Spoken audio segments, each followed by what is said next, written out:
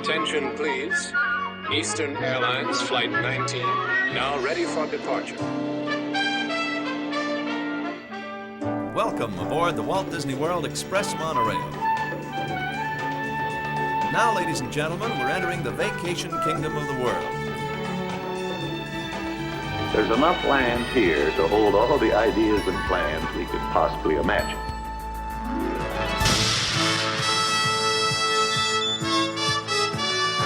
We call it EPCOT. Will be our experimental prototype city of tomorrow.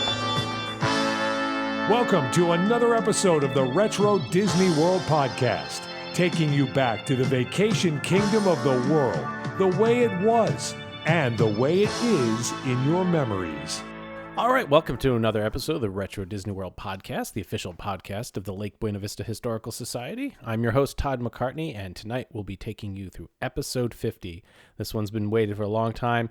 It's Horizons Part 2, The Promise, where we'll be diving right into the ride and all the details from start to finish of that attraction that so many of you love and so many of you have been asking us for years to do. So we have finally arrived.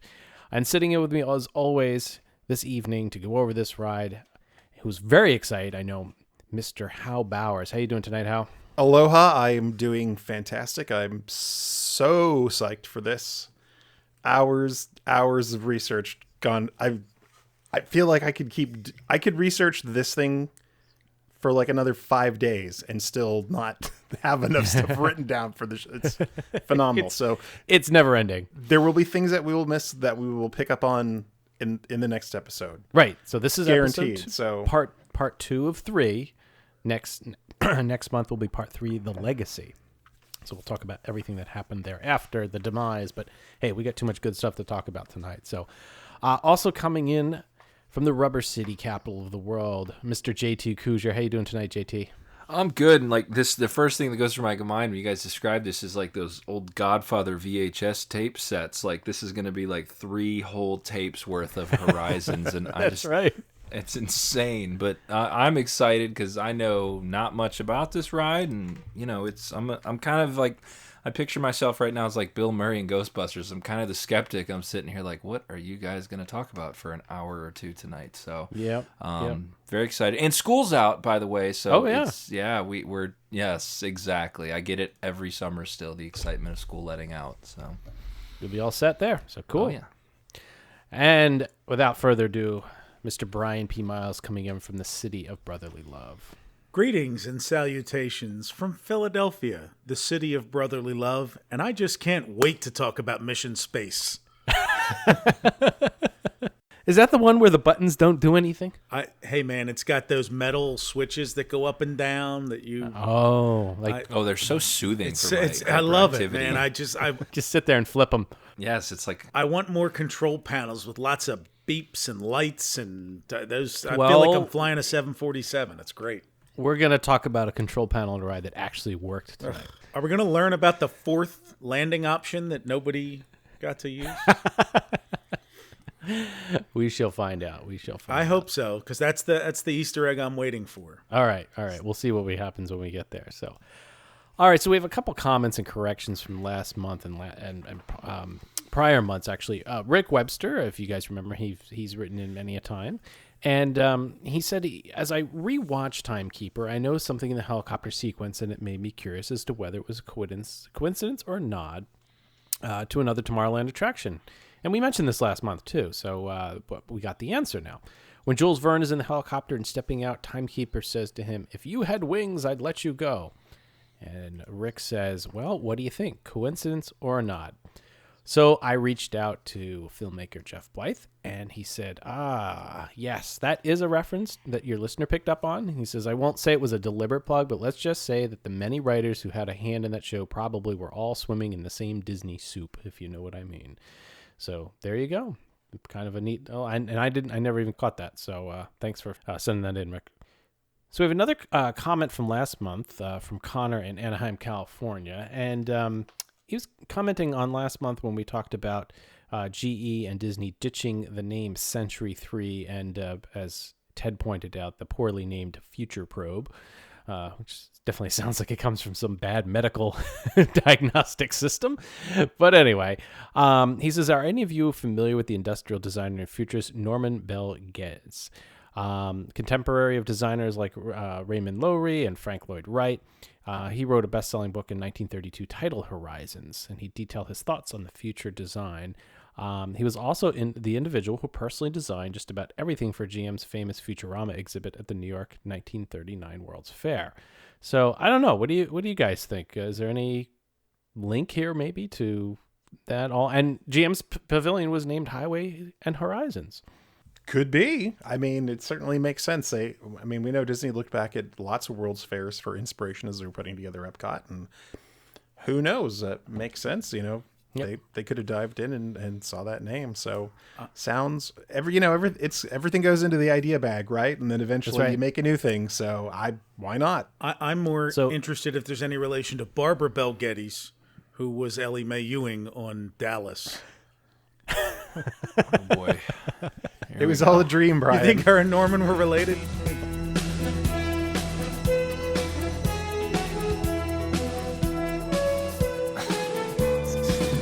Turned into the Dallas podcast, everybody. Gosh. All right. Well, we'll see. And we also have a link to the full text of that book. So we'll put it out there, and maybe one of our listeners will take a read and see what they think. So, all right. So that's comments and corrections. I'm going to pass it over to JT for a listener mail. Thank you, Todd. Moving on to the listener mailbag. First question is from Park Ebsey. Park wants to know, he's not sure if this is the world's dumbest question or not. Park, no question is dumb. He says, does Meisner's, he pronounces it Meisner's Lounge, come from Michael Eisner, as in M. Eisner? He says he knows this hotel was his baby, so maybe it was a little nod to him. And I know Hal reached out, but first I want to see, do you guys call it Meisner's like he does, or Misner's? Is that another way? I'm not sure. What do you guys got? I always thought it was Misner. Meisner for me. I've always heard someone say Meisner, so I just have to go with what I know. All right, and Hal, you mentioned who it was named after. Who was this? Was it named after Michael Eisner? It was not named after Michael Eisner. Now, oddly enough, in a Florida-themed resort, they actually found a theme that was actually, and this is highly controversial now because that space is about to become a Beauty and the Beast-themed restaurant, which makes no conceptual sense in a Grand Floridian hotel. But the name Meisner does, because there was a famous architect in South Florida named Addison Meisner. He lived from 1872 until 1933, and he was responsible for building all kinds of super cool stuff onto him.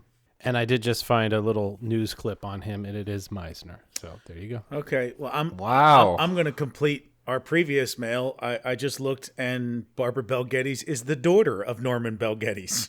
Hey, look at that. How about that? Cue the Dallas theme, everybody. We're going to play Dallas again.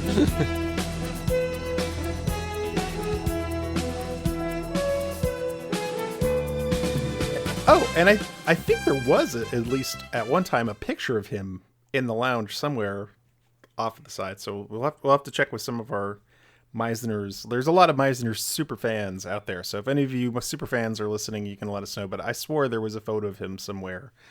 Next up is Adam Gerber. He wrote and says he was listening to our Communicore West episode and was looking for the brochure scans that we mentioned from the Teachers Learning Center. We did realize, Adam, that those are not there. We had scanned them but didn't upload them. So in the show notes, I'll include a link to those right on your question.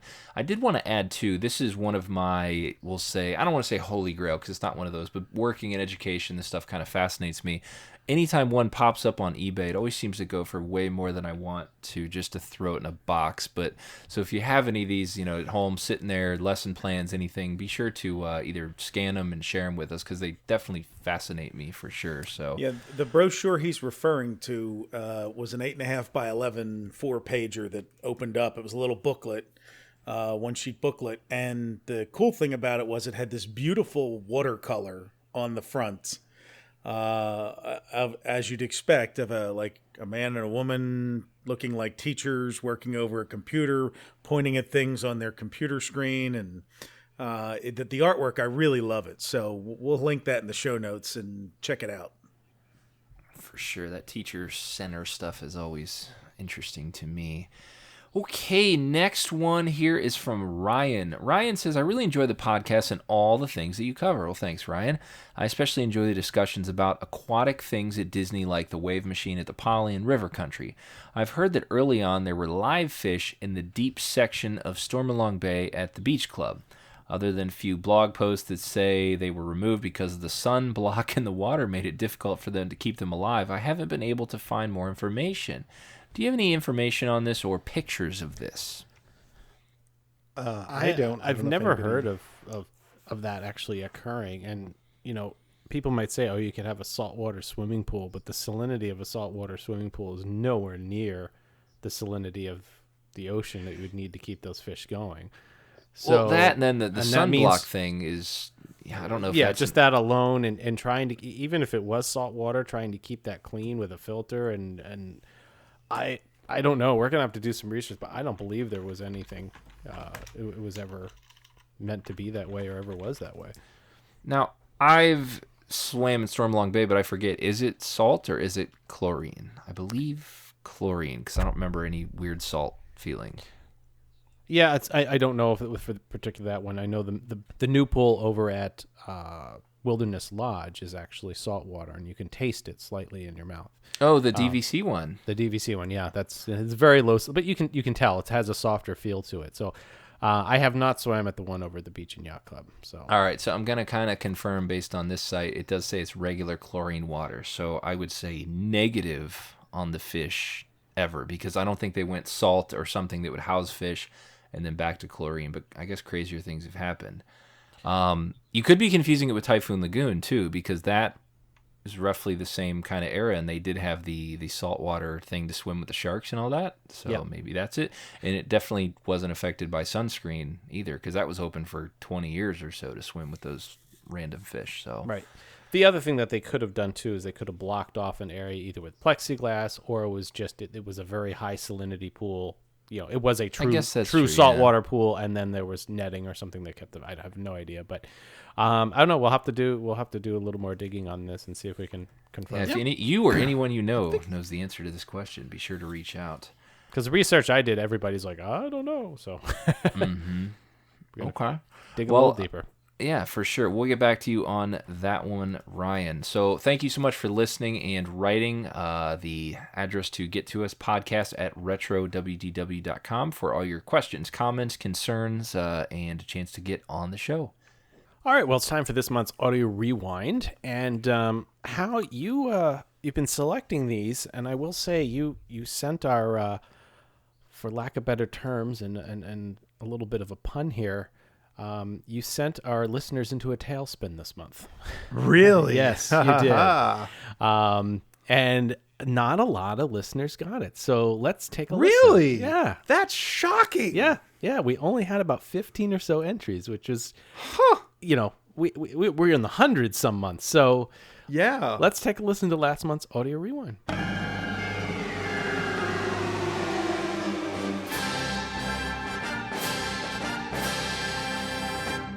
Well, that is from the American Adventure at the end of World War I. Yeah.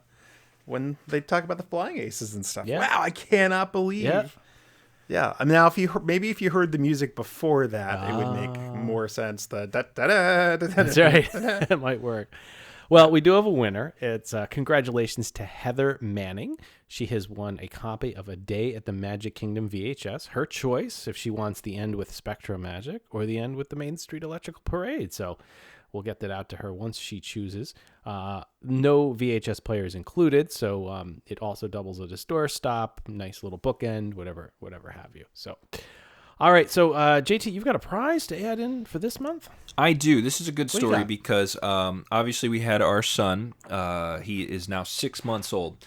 And You're giving him away already? no, no, not yet. Okay. In prepping for him, he is 6 months old right now. I bought a short sleeve, normal onesie that has Haubauer's speed ramp design on it. It's blue onesie with the yellow speed ramp design. Now, in my poor planning or not knowing that he was going to grow like a weed, he is now in 12-month clothes at 6 months. So. Ooh. he does not fit in this brand new 6-month onesie. So if you would like this, I'm going to pick a random winner that emails me and says, hey, I would like to take your onesie off your hands. jt@lbvhistory.org is my email. Just send me an email and I'll send it to you, because it's going to be one of those things I throw in a box and nobody ever wears it again. So I will give it to a listener who emails me and says they would like that for their baby. Awesome. Aw. Nice. And then I'm going to buy a new one for him because I want him to wear a Speed Ramp shirt that matches mine. So There you go. There you go. Like father, Better like get him an son. 18-month one. I know, right? Just hedge your bet and get a couple of them. I know. All right. Well, we're going to throw in a poster for this month's prize. If you know the answer to this month's Audio Rewind. But you gotta check out the rap. All right. If you think you know the answer to this month's Audio Rewind, send your guesses to contest@retrowdw.com. All correct entries will be entered into a random drawing to pick the winner. And please have your entries in by July 8th, 2019.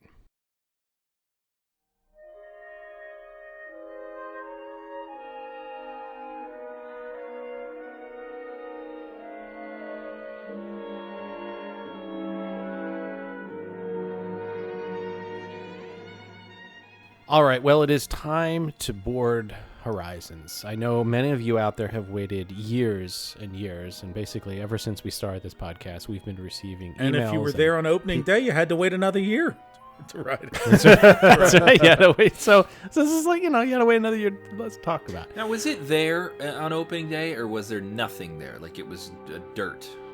I mean, like say I'm walking up, and is there a shell there? Is there a... Todd's going to have to start referring to some aerial photography. That's exactly right. That's exactly what I'm going to have to do. I'm going to bet that the wall might have been up, but there wasn't any construction yet. No vertical construction yet, probably. Oh, yeah, as they say.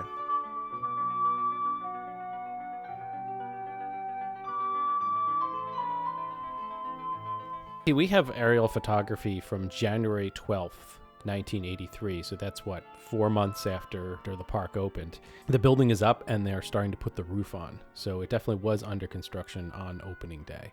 And I think we have a photo that dates back to November 1981 that shows some of the footers going in. So it was definitely under construction when it opened, and there was a wall up, and you really couldn't hide it behind the wall.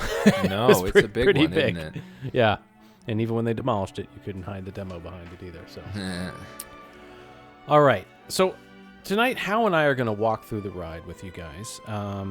We've been on a lot of prep work, and we want this to be, for those that have never been on Horizons, we want you to feel like you've been there. We want you to hear what it was like to be there. And Horizons, as we mentioned last month, it really started by walking up to the building. And there was a big sign out in front. Remember in the planter that said Horizons with the GE logo? And then when you walked up to the front door, which was like glass across the whole front of it, there was another like littler sign that also said Horizons, in case you got if you lost didn't know where you were. between the big sign and the little sign, I guess. So when that door, which I think permanently stayed open, but I think it also it was like an automatic door where it could open and close. When that opened up, you went into this very sedate, sort of nondescript hallway. Remember that had like blue at the top and the bottom, and kind of like a salmon color in the middle.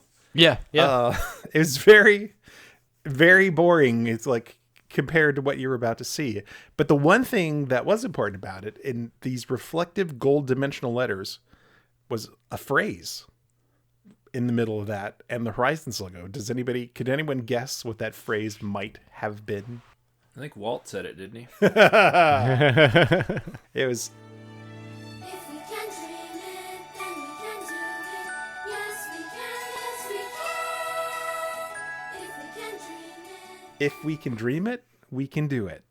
And, That's right. And for more than a few years, as you said, a different version of this quote, "If you can dream it, you can do it," has been attributed to Walt Disney and appeared on multiple pieces of official merchandise, stuff in the Hallmark store and in the parks, and it's on some Imagineering DVDs and all kinds of stuff. But and some of us made a secondhand job, or I should say, some of us had made a second job of trying to attribute the quote correctly to show writer Time Fitzgerald. But tonight, we have a guest that's going to cause us to rewrite history.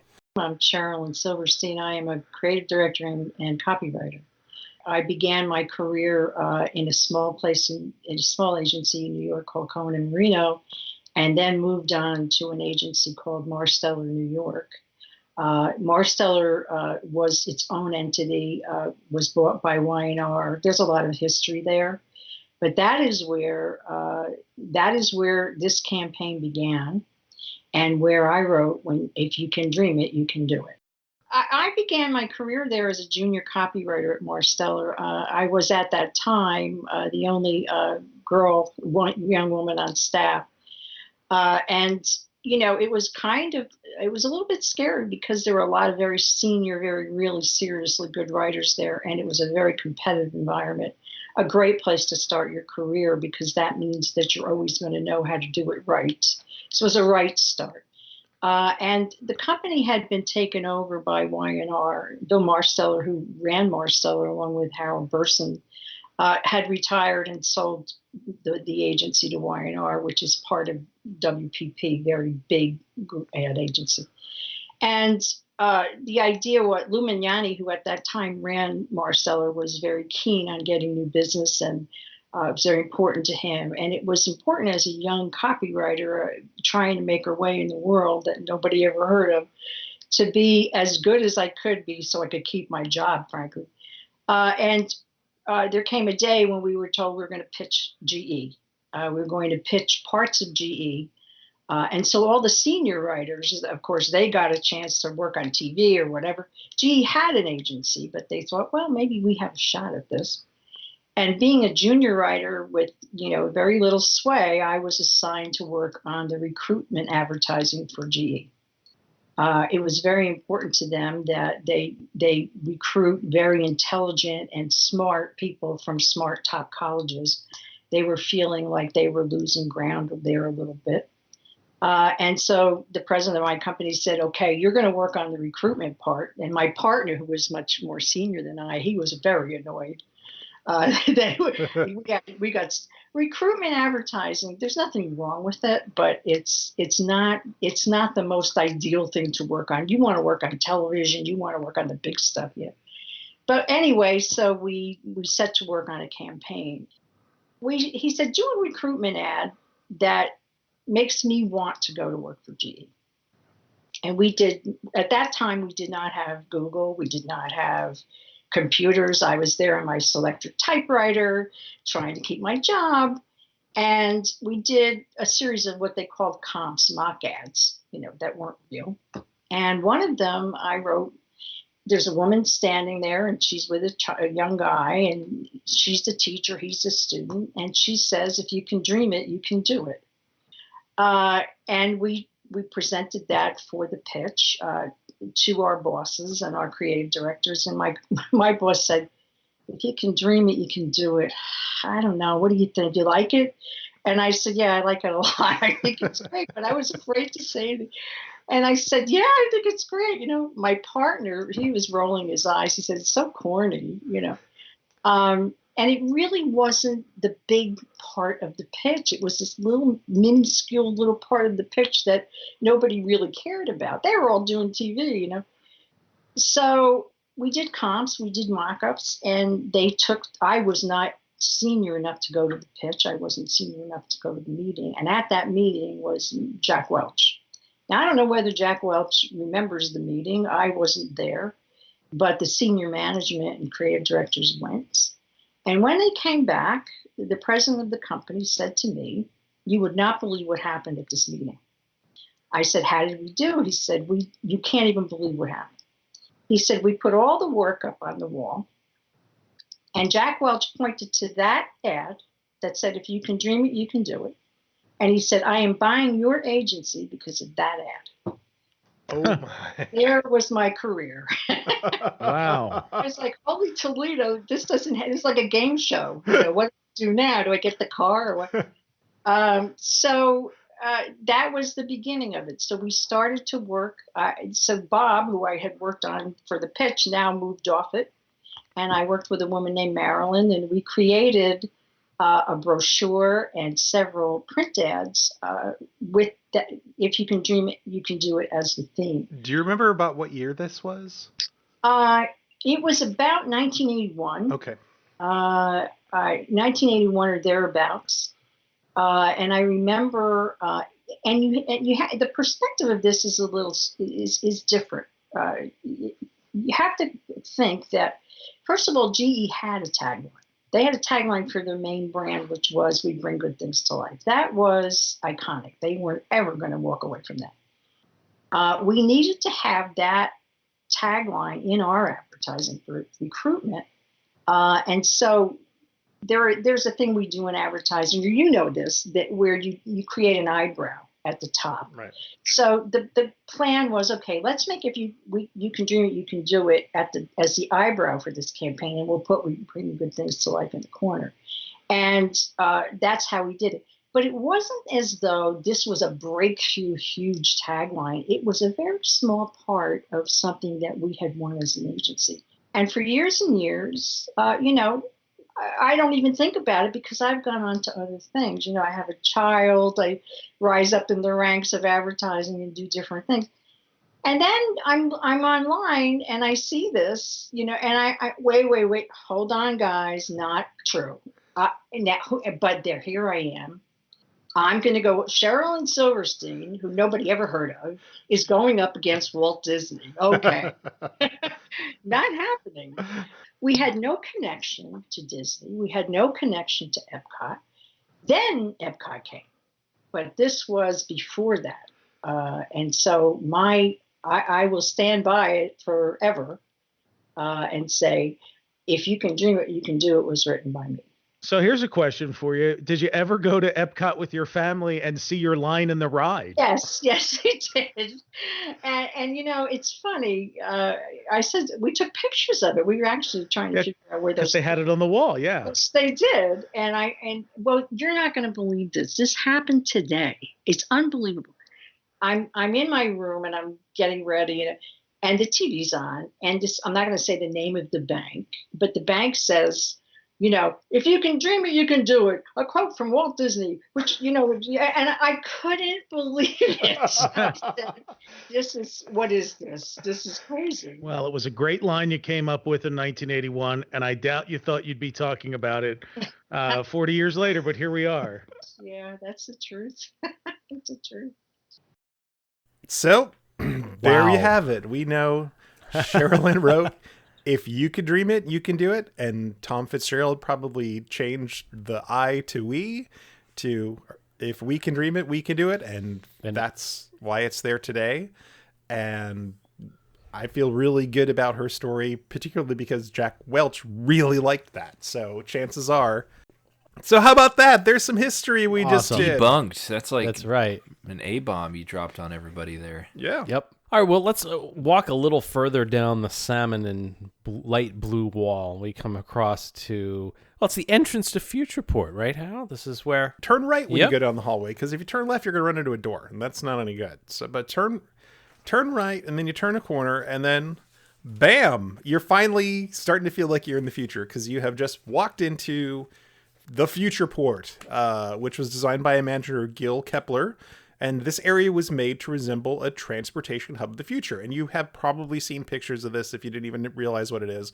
It looks like it's got it's a room with a big status board on the far wall. Yeah, like and it actually says Futureport departures across it. And then there's this long list of like names with like flight numbers and destinations and gates and method of transports. So let me tell you what you could have done if you had visited Futureport. So Gate 9B, you got your Love Express to Mesa Verde. You can take the SkyTrain to Ville de Mer, the sea town in English, at Gate 7B. You can take a space shuttle to Brava Centauri at Gate 3A. How about a sea train to Ciudad Atlantica at Gate 6B? It's now boarding. If Brava Centauri is in your speed, how about a space shuttle to Astral Base 4? That's at Gate 1A. A Skylift to Sea Castle, Love Express to Villa de Sol, shuttle to Nova Cité, shuttle to Omega Centauri. Well, you can't. Because you can why not? Because you can follow the open door to Concourse A. Dick Nunes himself placed a garbage can in front of the fake door on the right side of the hallway that said it leaded to Concourse B, so you cannot go there. And that is a true story. So one of the sort of famous things about Space Mountain that George McGinnis was very proud of is how when you walk in the Disneyland version, when you go in, there's these fake doors that look like it's going off to other places within the thing. And he thought that was really cool. So they repeated that here. So the day that they went to showcase, they go to do the handoff between operations, Imagineering and operations. They take Dick Nunes in, and Dick Nunes is going in, figuring out where to put the garbage cans. And he literally grabs a garbage can and shoves it in front of the fake door going the other way and spoils the illusion. So Dick Nunes is why there was a garbage can in front of that door, that fake door, for years and years and years. That's hilarious. And you don't dare touch Dick Nunes' trash can. No, you don't. But isn't it fascinating? But I find it fascinating that Imagineering doesn't concern themselves with the placement of the trash cans. That becomes an operations thing.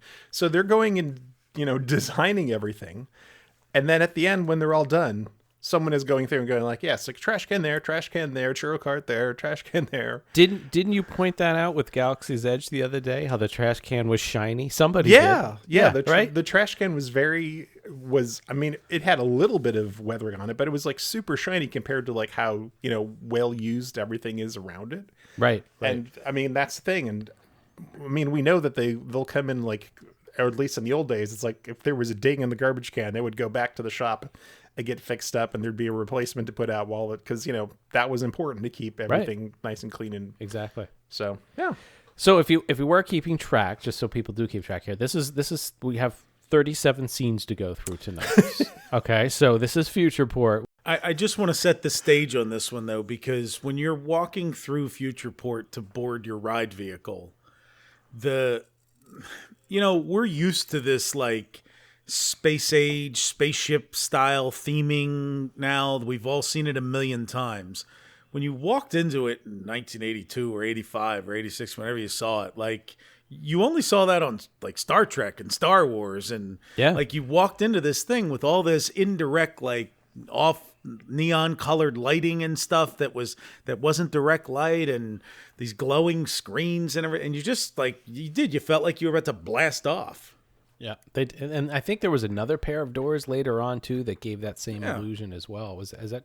It reminds me, going along the same token, Brian, is that later on Body Wars gave that same appeal too. That same look and feel to it. That you were gonna go someplace. So it was the airport of the future, if you will. That's right. The whole experience here was so, I don't know, the anticipation built up through the queue was fabulous. Yeah. And it actually ties directly into the ride, because there are times where they talk about how, like, with today's transportation, it's like you're only minutes away from anywhere. So you're already part of the story. It's like you've walked in and you're in there. And I think how every single scene in this entire attraction and ride had music and theming that was unbelievable. I went through and audited it all, and it was unbelievable how much was done for this ride. I was just going to say, we have to mention the song here, because this is where we get our first introduction to Horizon's theme. Yep. New Horizons.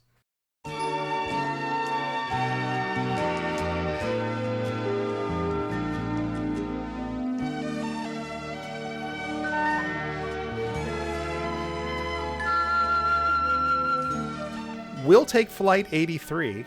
Get it? 83? 1983. Yep. To Horizons, which is a gate 4A. So into Concourse A we go. And once you go through the doors, you go down a long ramp to the end of the room, and then kind of double back, continuing down. And you talked about this on the last show, Todd, how you change elevations right away, and you're heading down. Heading down, right. You got to get down to the loading level, which was quite low. And so one of the things early on that George McGinnis came up with the idea was kaleidoscopes to use as travel posters. So on the far left-hand side of the room were these big kind of windows with a bunch of mirrors and a screen in the center.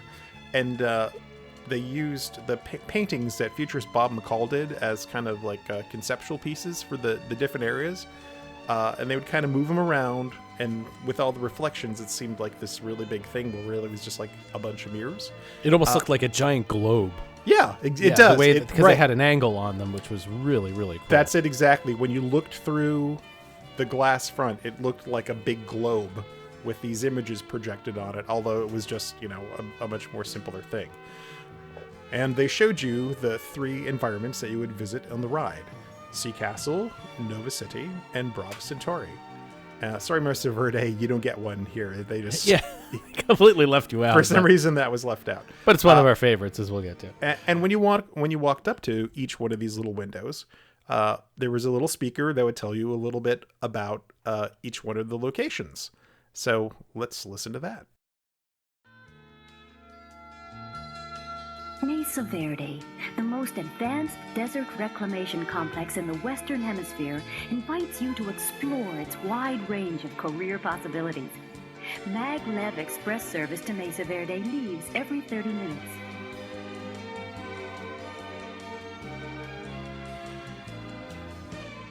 Sea Castle, the newest and most exciting floating city in the Pacific, invites you and your family to come away with us to the sea.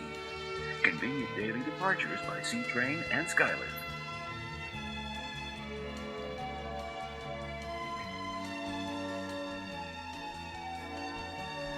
Brava Centauri, newest of the exciting Centauri series of space stations, offers remarkably rewarding opportunities in Earth support vocations. Come up to Brava. Space shuttles depart daily. So we come out of Futureport, and, this is an Omnimover ride, and you've got to go on to... Okay, so let's talk about that for a second. Yeah. Because that's one of those things that had been sort of like, is it an Omnimover? Well, and according to George McGinnis, it's not an Omnimover. Because it's suspended?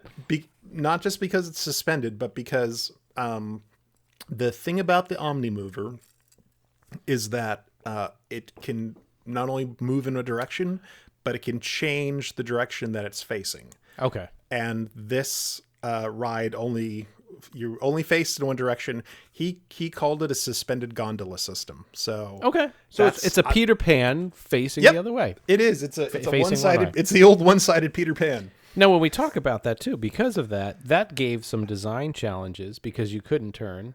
All the sets had to be built back to back, and if you ever see a map of it, you'll notice there's a lot of, I don't want to call them switchbacks, but very sharp turns because you had to make use of the space and be back to back with the track. Otherwise, it was just wasted dead space. So, when you look at the map and the overview of it, it was really neat. So yeah, and everything is built around the OmniMax screens. I mean, that's really the big deal, and leaving space behind the car for evac, because that was the other consideration for all this. So no matter how high you're dangling over something in Horizons, there was always a 5-foot walkway behind you that was easily accessible that you never saw. Yep.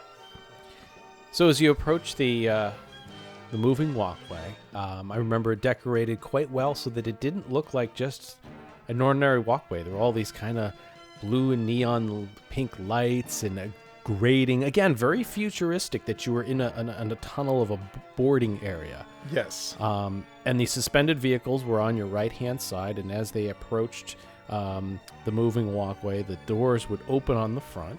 They kind of slide open. And they get kind of stuck now and then. Yeah, leave a hole in the center. And the idea was that 4 people could ride, and you would turn to your right, and 2 would enter and go to the left, and 2 would enter and go to the right. You'd sit down, and then the doors would close in front of you. And it was very comfortable. It was. The doors of your vehicle will close automatically. Please remain seated with your hands and arms inside the vehicle at all times. Sounds like the clams on Living Seas, no? Similar.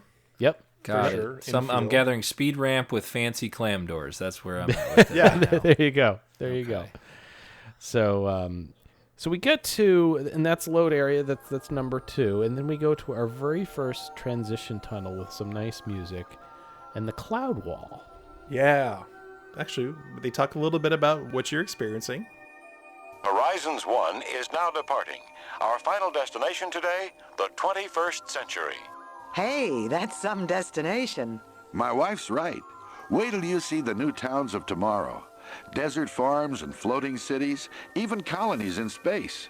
But you know, this isn't exactly the first time anyone's tried to make this trip. People have been dreaming about the future for centuries. So what's really fascinating is, and this is, I'm guessing this was probably made out of Lexan or some other GE material. Yeah, but definitely. there was this, was it maybe 20 feet long? Somewhere in there. It was, I mean, it was just huge, this thing of like abstract clouds, and it was literally like flat sheets of plastic just piled on top of each other with all these cloud shapes within it, and then the entire thing was backlit by fiber optics.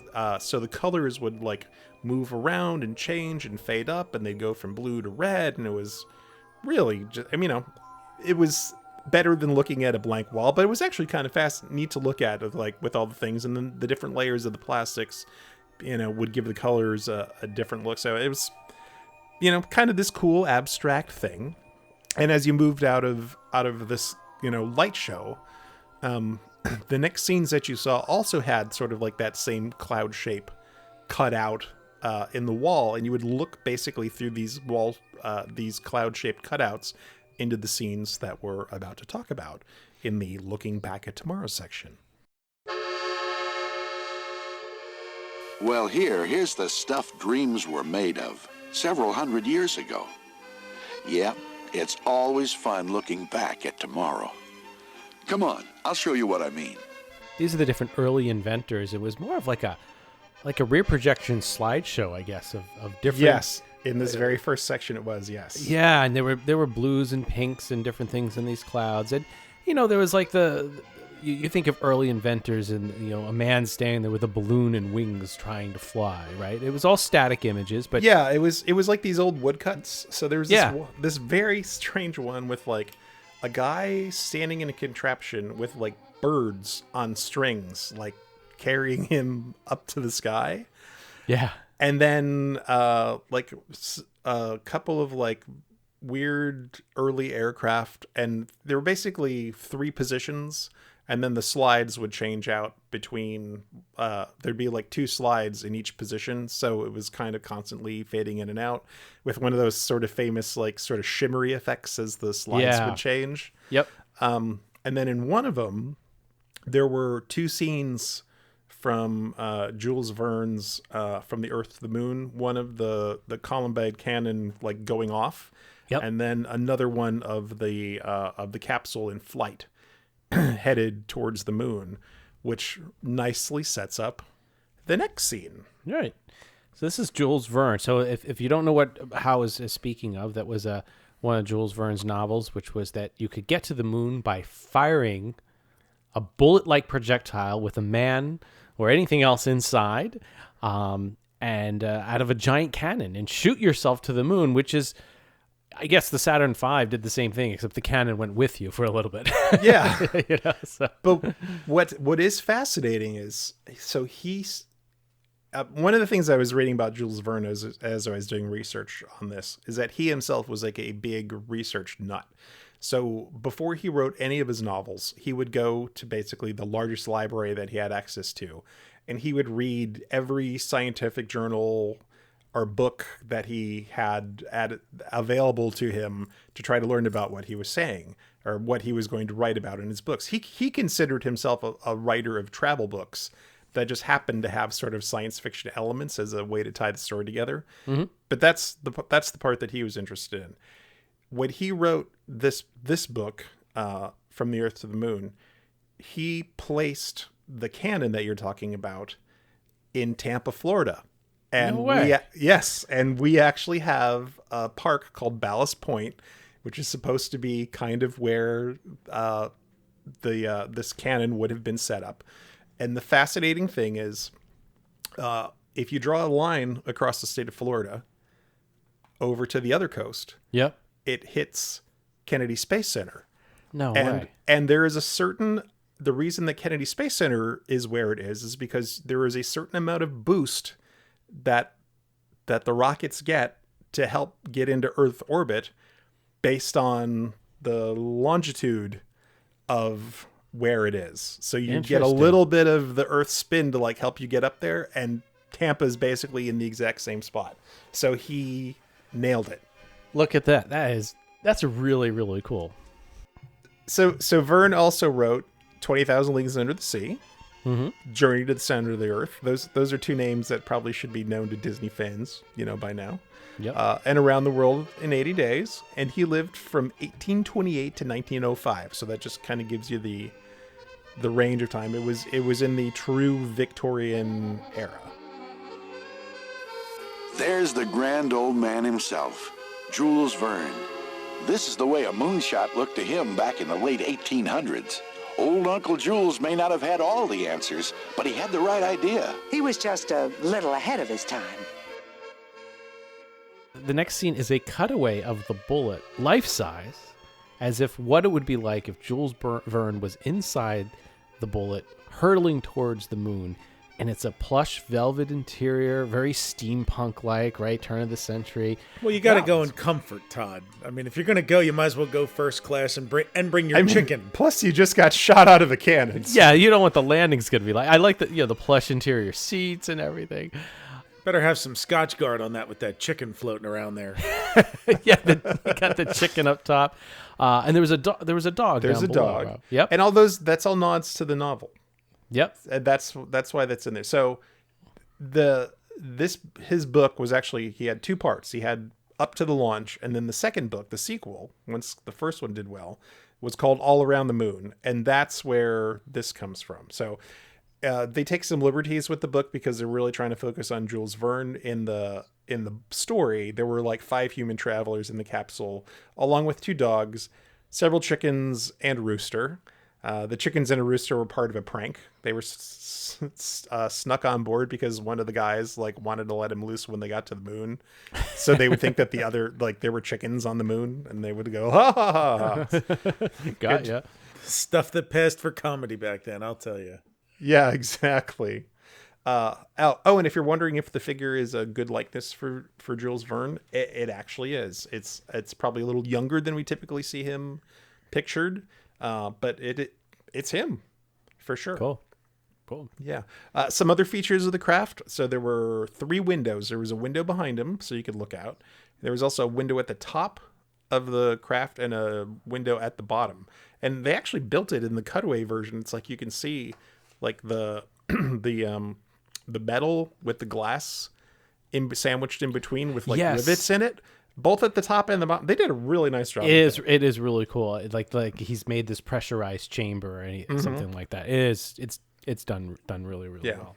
And do you remember what was in the upper right outside of the capsule? The moon. Yeah. The moon was right up in the top right, and that was a preview for the next mini scene, I guess you could call it, because it's still part of the Jules Verne scene. And you'd come around the corner, and it wasn't just the moon; it was the man on the moon, right? Yeah, exactly. And I think there was an old film that portrayed that there was a man on the moon, and that the rocket that Jules Verne had would actually land in his eye. And yes. I believe it was. Georges Méliès is the filmmaker. It was a 1900 film called Le Voyage dans la Lune, or A Trip to the Moon. A Trip to the Moon. There we go. That's it.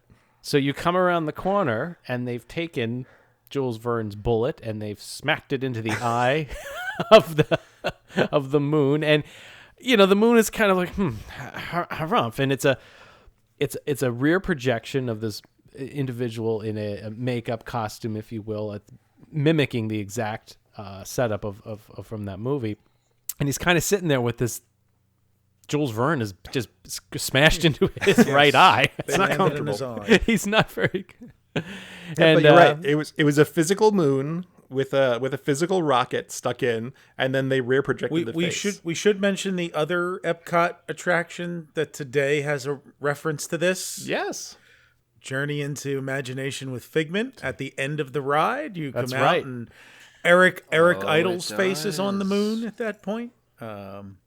So that is a very similar 2003 era Imagineering tribute to Horizons. It's a little scarier than the original here, I think, but yeah, still. So that's a cool little moon with these guys. And everyone knows some of the stars in there actually have little faces on it as well, which is Oh, really that's right. interesting. In the painting Yeah. part, right? Yeah, Yep. the little black light stars. Yeah. Exactly. Yeah. Well, one last thing about this. So George McGinnis recalled in his book that they cast the actor with the roundest face that they could find to portray the moon. That was like the one qualification. We have to find that It's like, actor. find the guy Let's with the find roundest that face. actor.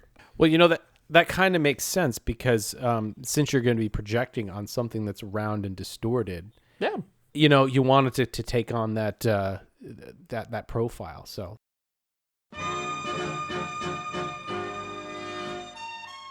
You know, people have painted some pretty fantastic views of the future. And some pretty mixed up ones, too. To the next scene called Robita Flats, which was based on artwork done by an individual from France. Correct, Hal? Correct. Yeah, we're going to keep the French theme going here. So yes, there is the scene was mostly painted flats, which is why it's called Robita Flats, with some mechanical animation, and it's a tribute to author and illustrator Albert Robita. He lived between 1848 and 1926 in France, and he wrote several books predicting life in the future. Probably the one that's most relevant to this show is his 1883 novel. How about that, 1883? There we go. Called The 20th Century. And that's the book that Colin Campbell used as an inspiration for his illustrations in this area. The book describes life in 1952. Can you imagine, like, trying to predict in the 1800s what 1952 was like? And it includes, his books actually include all manners of like transportation and communication, some society things. He was a really fascinating guy. And he was a humorist as well as a sort of a futurist. So his stuff tends to have a little satire baked into it as well. Which kind of explains why like a bunch of the flying machines in the scene are shaped like fish for like no particular reason. It's a flying fish. Yeah, I guess that could have been the thing. I mean, for his time, he nailed a couple. I mean, he's got things flying, right? Right. While you're not sitting on top of them, he still was able to say, "Hey, we're going to get something in the air." He's got a balloon in there.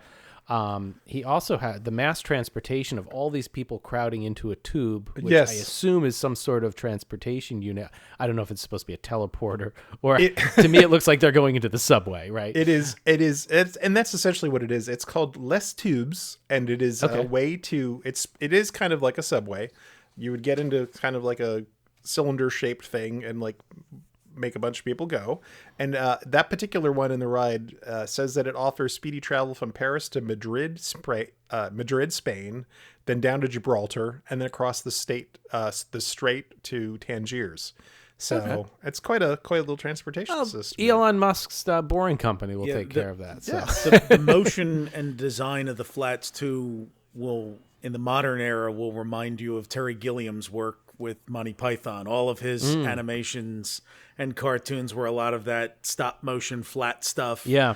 And you can obviously see that this art was an influence on him. Yeah. Oh, for sure. And we should probably mention too, it's all black and white, and it's only colorized by the lights that are on it, which was very effective in giving shadows. And at certain areas where they pointed the lights, things were purple, things were more red. It really gave a really neat look to it that made things pop out in a different way. I think if it was colored, it would lose it, but I think there's a reason with the next scene coming up too. Yeah, and it really was a tribute to his actual artwork, which was printed in black and white for the most part. Right. So the tube effect was really neat because there was basically a cylinder with people stuck on the outside, and the cylinder would turn, so it just looked like there was a constant crowd of people like going into this tube thing.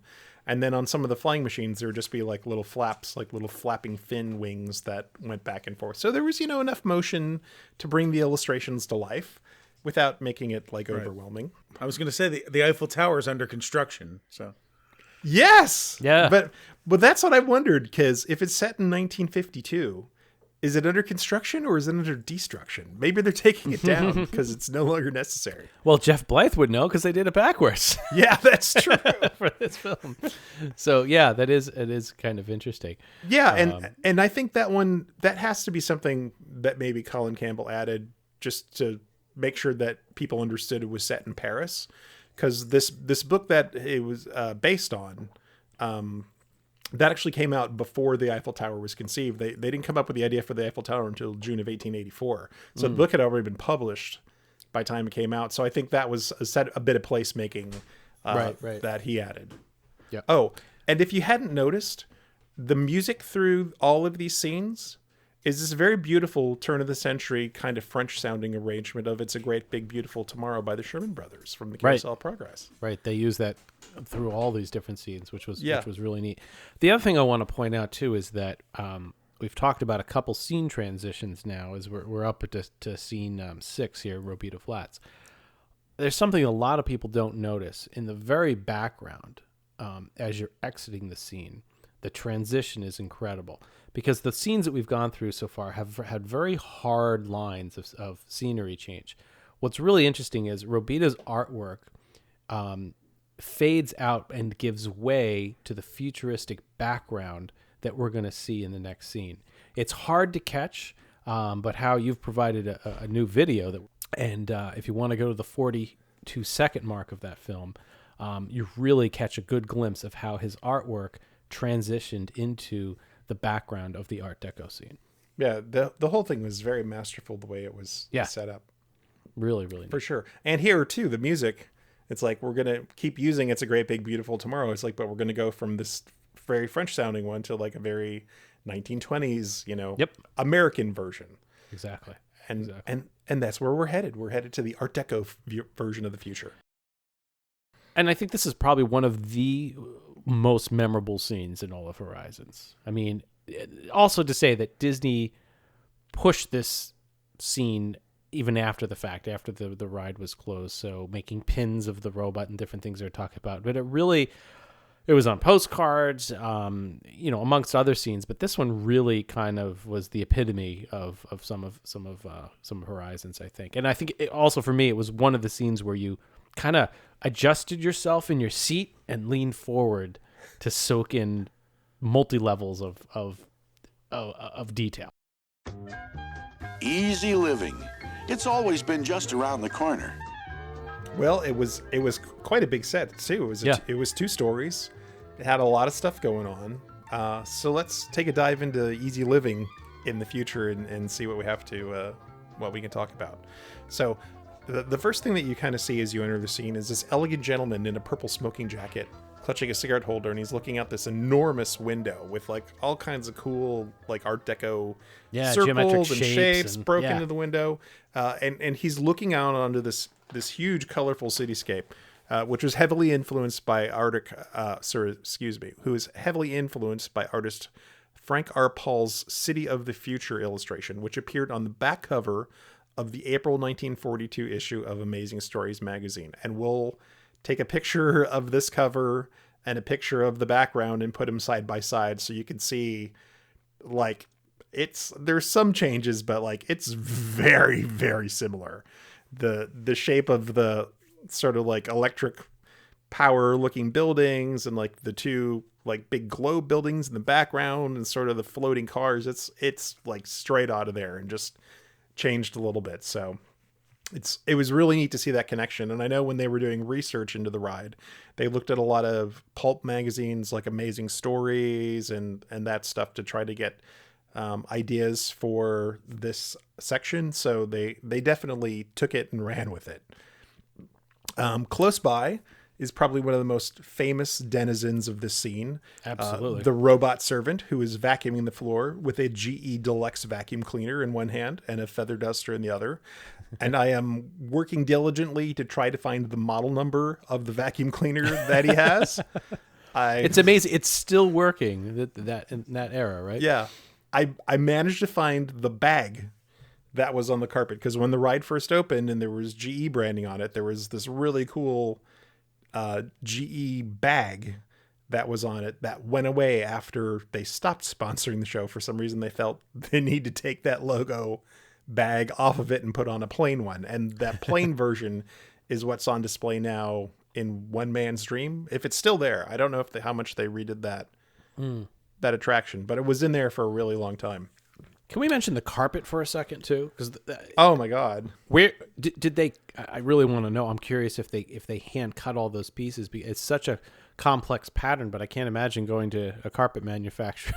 No, they regularly did that. So they. I mean, it's such a small space. It wasn't cheap. No, I mean, no. Imagine. I mean, here's the thing: Horizon's cost. We have an actual breakdown. This is the real deal. Horizons cost $73,849,300. Is that in 1983 dollars? That's $1983. Oh God! So back then, pavilion budgets were $60 million, 30 from the sponsor, 30 from Disney. So Horizons was more. But JT, what is the inflation adjusted number? 73 million in 1983 equals 186 million in today's money. That's still pretty cheap, though. But I highly doubt that the Guardians coaster is going to cost $80 million. I mean, it was a boatload of money for sure. I mean, and even that budget was cut back at some point. We'll talk about like how they suddenly cut $10 million from the budget in order to keep it at 73. So, all right. So we got our vacuuming robot. That happy-looking robot, as well as the chef robot that we'll talk about who is in the kitchen, were designed by Imagineer Eddie Suze. So thank you, Eddie, because you made two of the most sort of like iconic Epcot characters when there weren't a lot of characters at Epcot. So well done.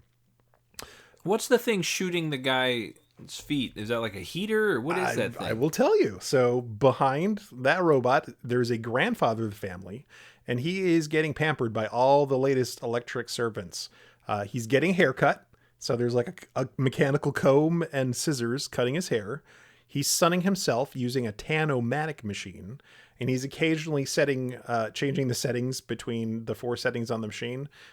There's Palm Springs, Hawaiian, Caribbean, and Miami Beach. So you can get any one of those 4 tans that you want.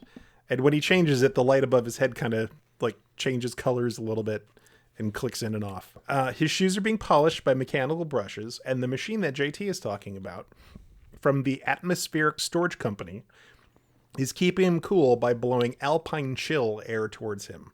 And there's a second option in the cylinder that you can see called Tropical Breezes. So I think the ideas there were like 4 cylinders, probably with different things. And this is before air conditioning, right? So this is the 1920s and 1930s. So this is before central airs.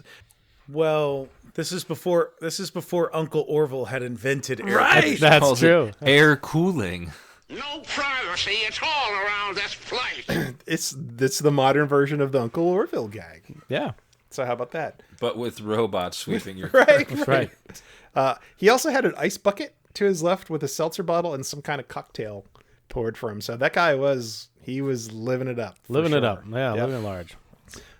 Upstairs, there's a woman taking a bath, and she is watching a singer on a circular-shaped television screen, and that guy is singing It's a Great Big Beautiful Tomorrow.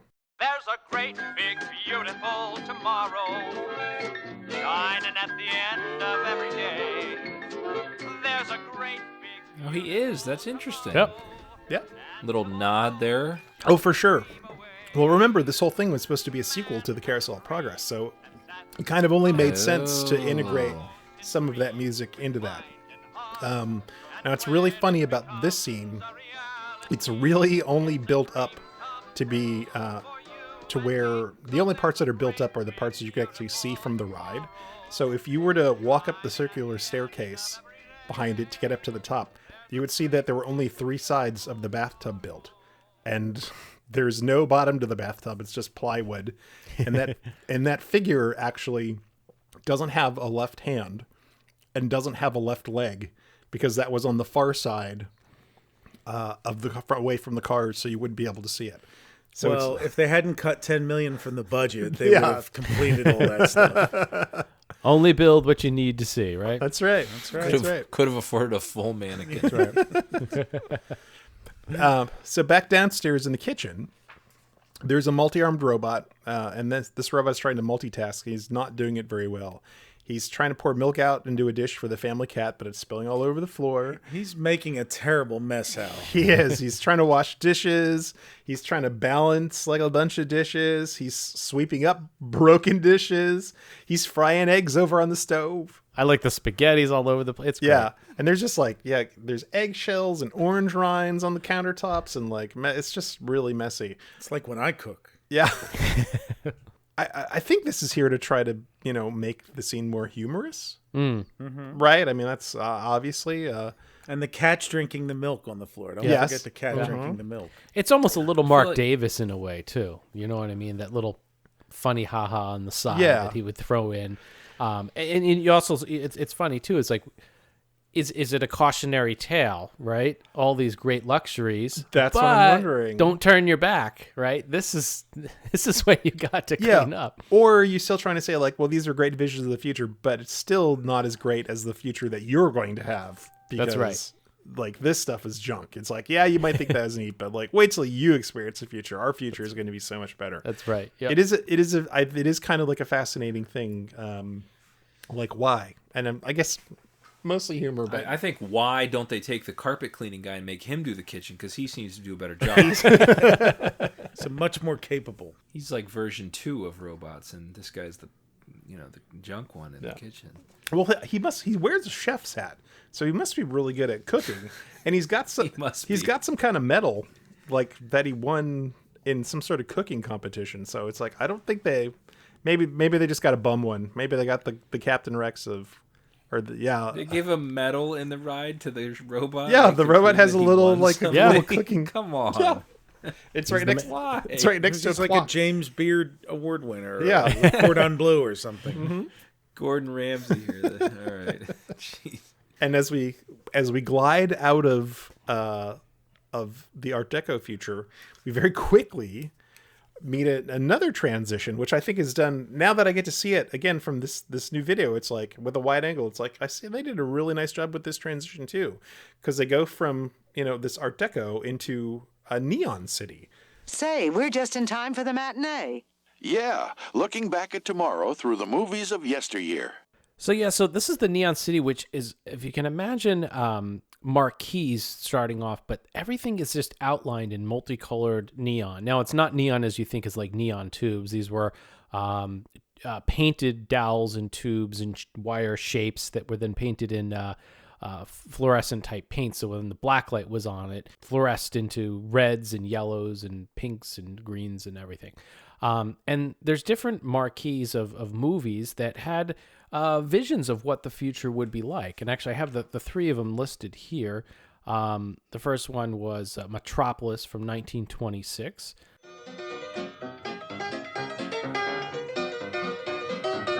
Hey!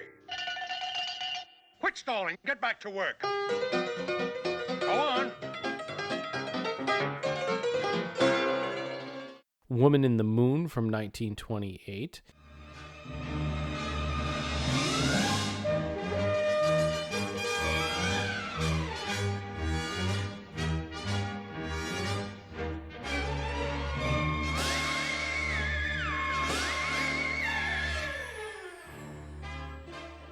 And then my favorite one, which was a Disney film, was Magic Highways from the 1950s. As father chooses the route in advance on a push-button selector, electronics take over complete control. Progress can be accurately checked on a synchronized scanning map. With no driving responsibility, the family relaxes together. And Woody Allen's Sleeper was in there nice. as well. And what's really neat is the way that they did these marquees is that there's progressively the outline of it progressively getting larger and larger behind it. So as you go by, it kind of gives this effect of it turning or looking. I don't know how to describe it. In the video is probably the best way to see it. And there's kind of all these signs around too saying, this is what's coming and beyond, and the future, Mars and beyond. And there's outlines of homes. And then as you progress to the last marquee where Magic Highway, it's a television rather than a marquee. There's a very subtle shift in there from like a radio tower to film, movie theaters to home and TV, which bridges the time period perfectly for the when we get to the next section, which is the future from the 50s. So like they did a great job on that.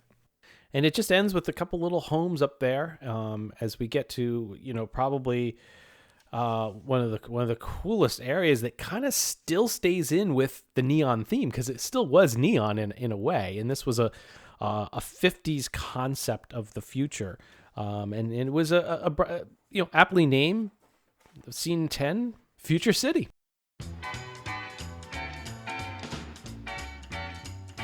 Look, the future from the 50s. A bit far out, don't you think? I guess so, but we always thought the future would be kind of fun.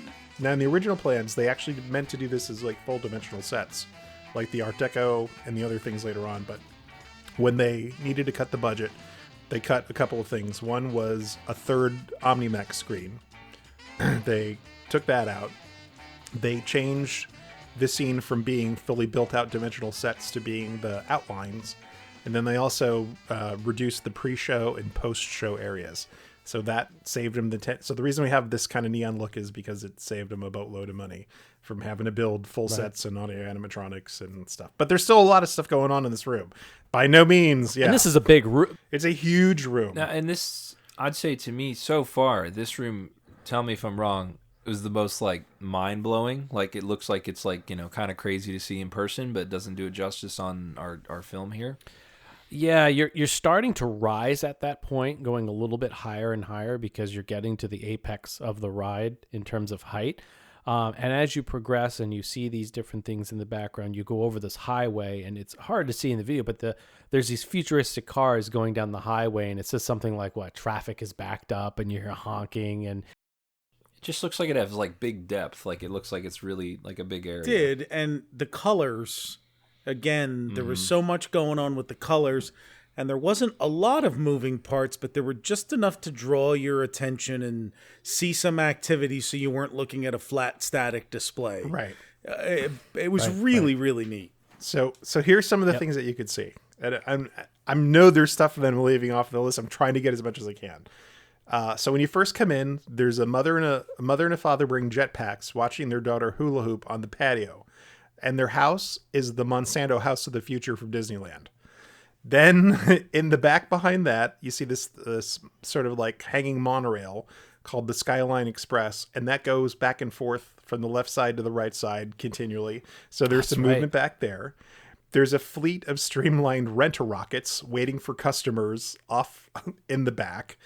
There's a huge place called the Astro Burger with a fly-in sign. So instead of like a drive-in, it's a fly-in place. And there's a Jetson-esque. And there's a sign in there that says UFOs welcome. There's two schools next to each other, Cosmic College and Sky High School. There's a person walking their dog, and the dog is in a jetpack, and the person is in a jetpack, and the leash is just kind of in between them while they're flying around. There's there's this really neat, as you kind of move up, you can see there's it's probably the one that you're talking about. There's a long line of cars that kind of like it will go down and then turn around and then come back. And then the turnaround is underneath you. So it's just kind of like this continuous thing of traffic. And there's another thing of traffic to your right on a turntable that starts and stops, and there's a UFO that's causing a traffic backup over there with a little green man kind of like wiggling back and forth. There's some sign that flips between destinations like New York and Los Angeles and I think Chicago. Chicago. Yeah. So there's just all this. I mean, there's helicopters that move up and down, like one with two rotors and one single rotor, and there's helicopter noises, and there's this. We changed music here completely because after we made that transition up the Bijou, we don't have the It's a Great Big Beautiful Tomorrow anymore. There's this really cool, like super typical. It's really, really cool. Oh, and there's these little buildings where you can see silhouettes of kids inside. There's kind of like these eyeball shaped or like ovular buildings, and there's these painted silhouettes of like family life. So there's kids having pillow fights, and a boy building a model rocket, a teen couple like looking at each other. You had to go through it a couple times to absorb it. It's crazy. Yeah. There's like a girl playing guitar, and her little sister is doing a hula hoop in there, and there's a girl on her bed watching TV, kind of like the girl in the Home of Future Living, like laying down watching. There's just all this stuff. A boy working at his drafting table while his dog. I mean, it's just thick with detail in this one little scene. For a budget cut, it's pretty amazing. It really is. I mean, they did a lot with it, and I want to know. I want to let everybody know too that I mentioned this is scene 10. We believe from the budget cuts, there is officially on all the documentation no scene 9. The Neon City is 8, and it jumps to 10 of Future City. So I think there was going to be some sort of split between 9 and 10 for this area. And nothing is ever listed in any of the documentation I can find about scene number 9, which is really interesting. So that kind of maybe give a glimpse that there was going to be kind of a split set there as well. We come to a transition area. As we mentioned a little bit earlier, we're reaching the apex of the height of the ride as we come around to not only kind of the apex of the ride, the climactic vision of the ride, also the main reason that the walls in the building actually stood up and didn't fall in on itself. But this is a transition for the narrators to tell you a little bit about the future. I suppose people have always dreamed of the future. We sure do. The only difference is that with what we know and what we're learning to do, we really can bring our dreams to life. It takes a lot of work, but the truth is, if we can dream it, we can do it. Tomorrow's horizons are here, today. So you're treated to this narration, and the light wall was kind of a fiber optic, flashing, watery. How would you describe it? How is coming from top down? I think there was. I think it was actually surprisingly simple. There was I believe, like a slit cut or like a space between the wall and then the ceiling. And then I think there was just a series of sort of like theatrical lighting that was very would go between like purple and red, some color, and then they would just fade between each other in sort of the seemingly random pattern. And again, it was just a very simple thing for you to look at, but like it gave you something to look at as you were traveling down this otherwise boring hallway. So the reason for this was that they wanted to block the city of the future, the side view of it, because you had to make this left turn and then a real sharp right turn to enter OmniMax Theater number 1, which was kind of neat. So, and then the same thing happened on the opposite side. So instead of looking at black for those few seconds, they needed to do something there because that was really a scrim to prevent you from looking into the two scenes, both at the beginning of the entrance. Oh, okay, gotcha. So that's why they're there. Yep. So how I did a little bit of digging on the Omnisphere and the OmniMax. So let's talk a little bit to our listeners about what this is. So, I believe McGinnis, he originally wanted 3 as the center point of this, as you mentioned earlier, and they only got 2 OmniMax theaters. But what was really neat is this is the first time ever that 2 Omni screens were ever connected together, and gave it a combined screen width of 240 feet and a height of 80 feet. So it's twice the width of an IMAX screen. And I was going to say, let me just real quickly, the one thing that I do know off the top of my head is like IMAX versus Omni, and why this is an OmniMax versus an IMAX and the Omnisphere. So in the I think they started in the 1960s. The company, there was a company called in Sarasota, Florida, called OmniMax, or actually, was that the name of the company? No, I can't remember. This small company in Sarasota was actually a competitor to the IMAX format and the IMAX screens. So they built basically theme park amusement screens. They had several products. You could go buy this and put a big screen, movie in your theme park if you wanted to. And it was very much like today we think of IMAX as just like a really nice movie theater. But when IMAX started, what it was is like a giant curved screen. And what they did was take this company, the OmniMax screens, and put 2 of these screens side by side. So as Todd said, it was just this enormous, it's almost like a half a sphere that you would go through as you were watching these movies. And it was funny when you hit the center, you'd kind of see where the one screen stopped and the other screen started. It was a little bit of warble wobble, if you could say. It wasn't one continuous image projected across the two screens. It really was like two separate projectors projecting on there, and you would leave one and go to the next one, and they'd be running the same film at the same time. Yep, exactly. So the film was a loop, and it had a number of different scenes in it, which we're going to talk about here. There are two other firsts for this film. It was the first Omni or IMAX microphotography of crystals and computer chips, and it was the first use of computer animation in an OmniMax format, specifically for the space shuttle docking that we're going to talk about, as well as the DNA chain, and as well as the Landsat photography. So kind of three different firsts there. So this, depending on where you were on the ride, you came in at different points of the actual film. So you could come in at any of these points, because obviously you can't start the film at the same time for every single person that is coming through into the theater. So we're just going to go on some of it here. And it was a loop with repeating associated soundtrack of music that was synced, but your car would pick up the appropriate audio for what you were seeing. Pretty neat for its time that they could pipe into the right audio to what was playing. Crystals, inspired by nature, now engineered by man for an ever-growing role in microelectronics.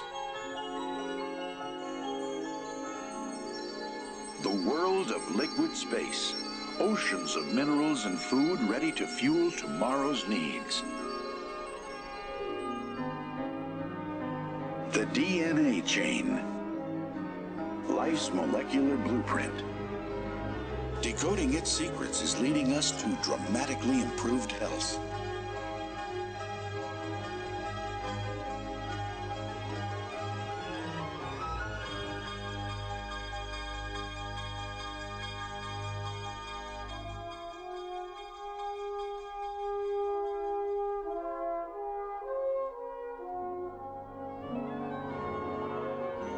The sun.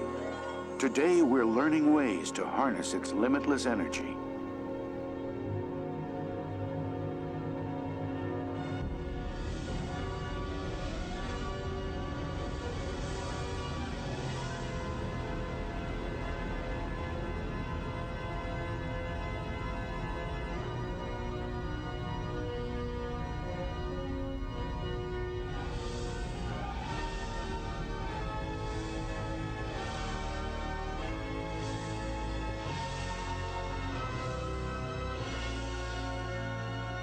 Colonies in space, habitats where people live and work. This is no distant dream. We're at the threshold now. A computerized view of Earth. Landsat photography, providing vital data on agriculture, resources, and ecological concerns. The cityscape. A living tribute to our richest resource, people. Here's a new kind of cityscape, the microprocessor, an entire computer on a tiny silicon chip. So we're going to start here with the space shuttle launch. And what was interesting is I looked at it and I said, it's got a white tank, external tank on it. I said, that's only got to be Space Shuttle mission number 1 or 2, STS-1 or STS-2. So I started doing some digging, and what was really interesting is all the video clips on YouTube were all reverse angle before they realized kind of what the way that the shuttle would take off, that it would obscure its vision from certain angles. So that a lot of the television footage was all from behind the pad, almost out at a boat or something. It was a view you didn't see often. So I kept digging, and I came across a film called Hail Columbia, which was an IMAX film about the first launch. And I took that IMAX film and looked at it, was able to find a copy of it, looked at the launch, and actually matched up the smoke pattern, the patterns that the smoke made, to the one that's in the Horizons film. So I can, with 99.99% accuracy, unless smoke just magically goes the same way every time you launch in Florida. It was actually the very first launch of Columbia. It was shuttle mission number 1, STS-1. And from my memory, that is what I can recall about this. Disney asked NASA for permission to set this up. And in fact, once it was over, NASA said, "Can you please send us that footage?" Because I heard that same thing.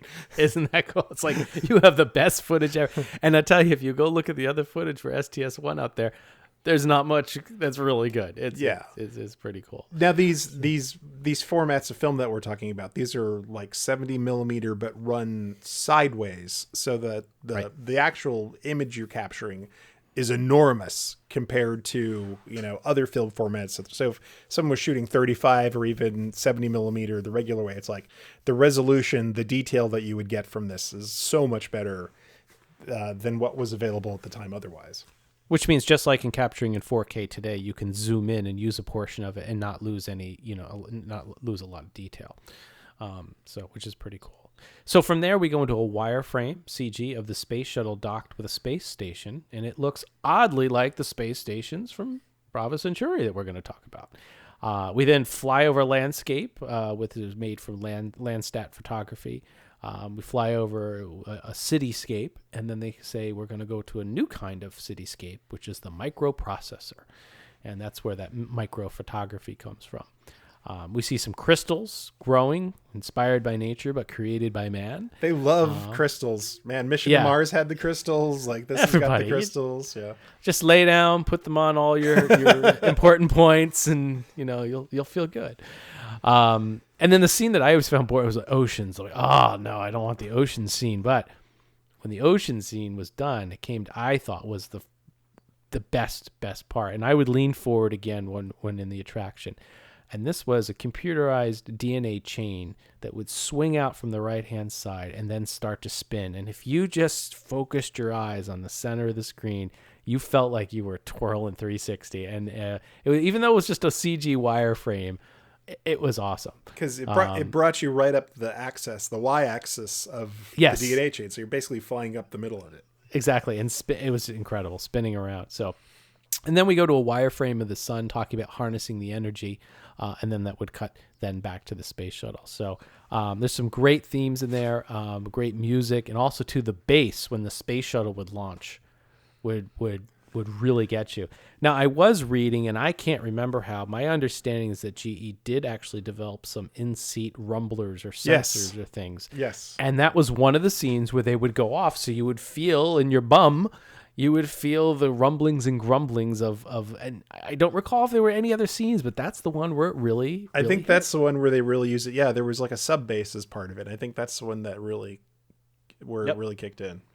So as we come out of OmniMax Theater number 2, remember, as we talked about, there were 2 joined. We go through one of those transition tunnels, as we talked about, and that is to block the view into Nova City. What you've just seen are the building blocks for the future up ahead. And while it may look fantastic, remember, it's all possible. That's right. And we ought to know. We live there. Come on, take a look at 21st century living, on land, at sea, and even out in space. But let's start off at our place. All right, so How, I think we come to one of the next most elaborate scenes here. As we come through out of the OmniMax, we see a doorway leading down with some plants outside, and we're going to peer in at our hosts. There's some use of Pepper Ghost going on here. We've got recessed lighting. The dog looks suspiciously familiar. All this, we've seen all this before. We've seen all this before, but where? And it's actually kind of interesting that that you start off this thing on the outside of their building. Like, most of the time, you go into a scene in any other Disney ride and you're inside of the room with them. But in this case, you're actually going on the outside of their apartment.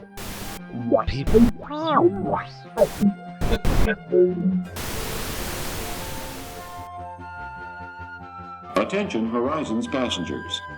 Our travels will be briefly delayed. Please remain seated. Your vehicle will begin moving again at any moment. Please remain seated. We'll resume our journey shortly. Thank you.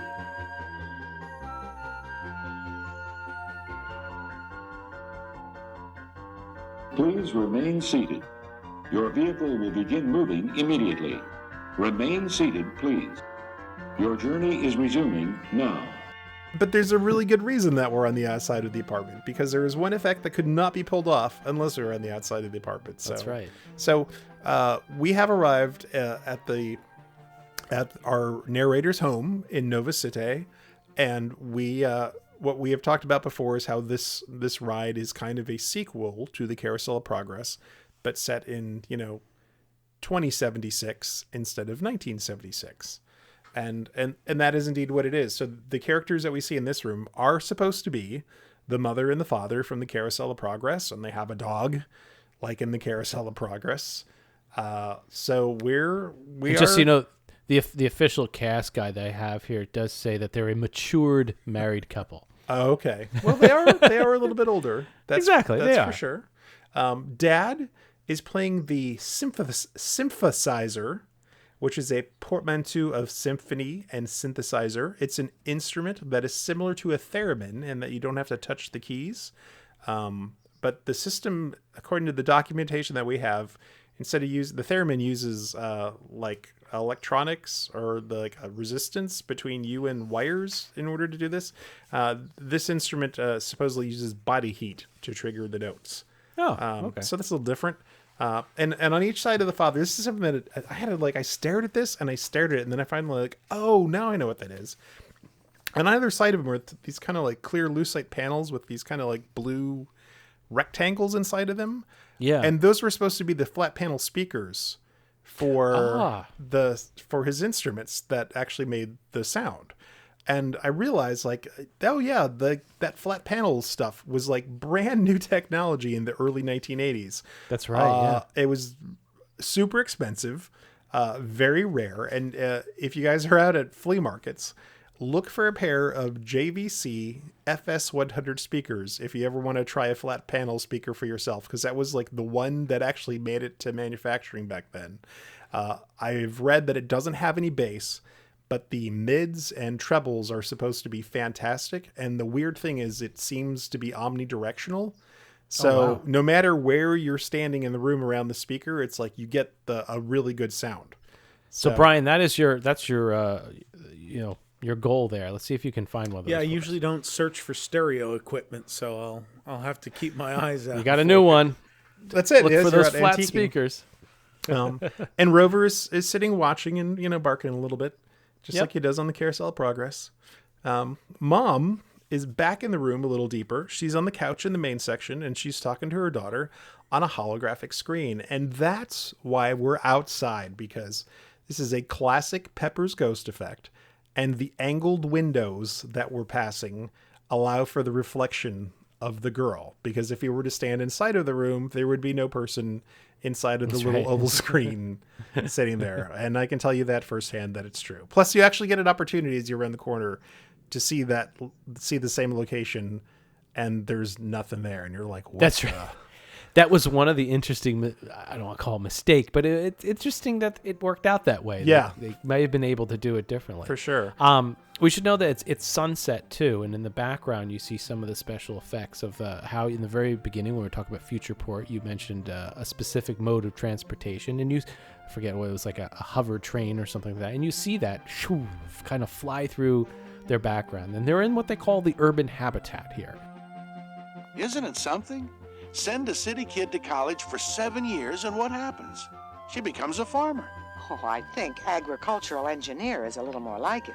Okay, but me, I'll take the city. Yes, it's always exciting. But hey, with today's transportation, we're just minutes away from our kids. Mom's in this nice. She's just kicked back. Grandma just looks comfy. Yeah, she's got that super fashionable blue jumpsuit on. Somebody we know got to sit with her. Yeah, too, yeah. Spike Tripper sat with her. Now, what's funny is she has a lot of these. This is one of those, like, we talk about Disney details all the time. Yeah. She has got on a wedding band, an engagement ring, and a cocktail ring. And as we step through the ride, it's like each one of these characters has a relationship, and some wear wedding bands and some don't wear wedding bands, and it's all part of their personal story. It's amazing because she's a good what? 25, 30 feet away from you at that point? I don't know if you'd ever see it. Same thing. Dad has on a wedding band, just to show that thing there. And they were very specific, like when those characters appear Even Yeah. in the holographic thing at the end, it's like they have on their appropriate jewelry. That's crazy. So- That's great. Well, her hand is in a very prominent position there, pushed up on the side. Yeah. so, which is neat. So yeah, definitely one of the most interesting scenes. And I what's really neat is I think that the scene continues in the transition, and actually is listed as a separate scene, which is the urban habitat outdoor garden, where we get treated to some of the very first visions of plants of the future. And also, this is where you mentioned, as you come through the urban garden, you look through and you can see that the daughter is not standing there. Right. Now, we should mention, Hal, that the daughter is standing in a prominent location, which we're going to see very soon, too. Yes, yes. And I think until you went on the ride multiple times, you may not have picked up on it, that it was the mother talking to her out at Mesa Verde with the harvesters behind her. Yeah, and I'll tell you, there's all of these places in this ride where they do these kind of like character handoffs, either via screens or like where they're giving you a preview of where you're going to go and some of the important things that you're going to see.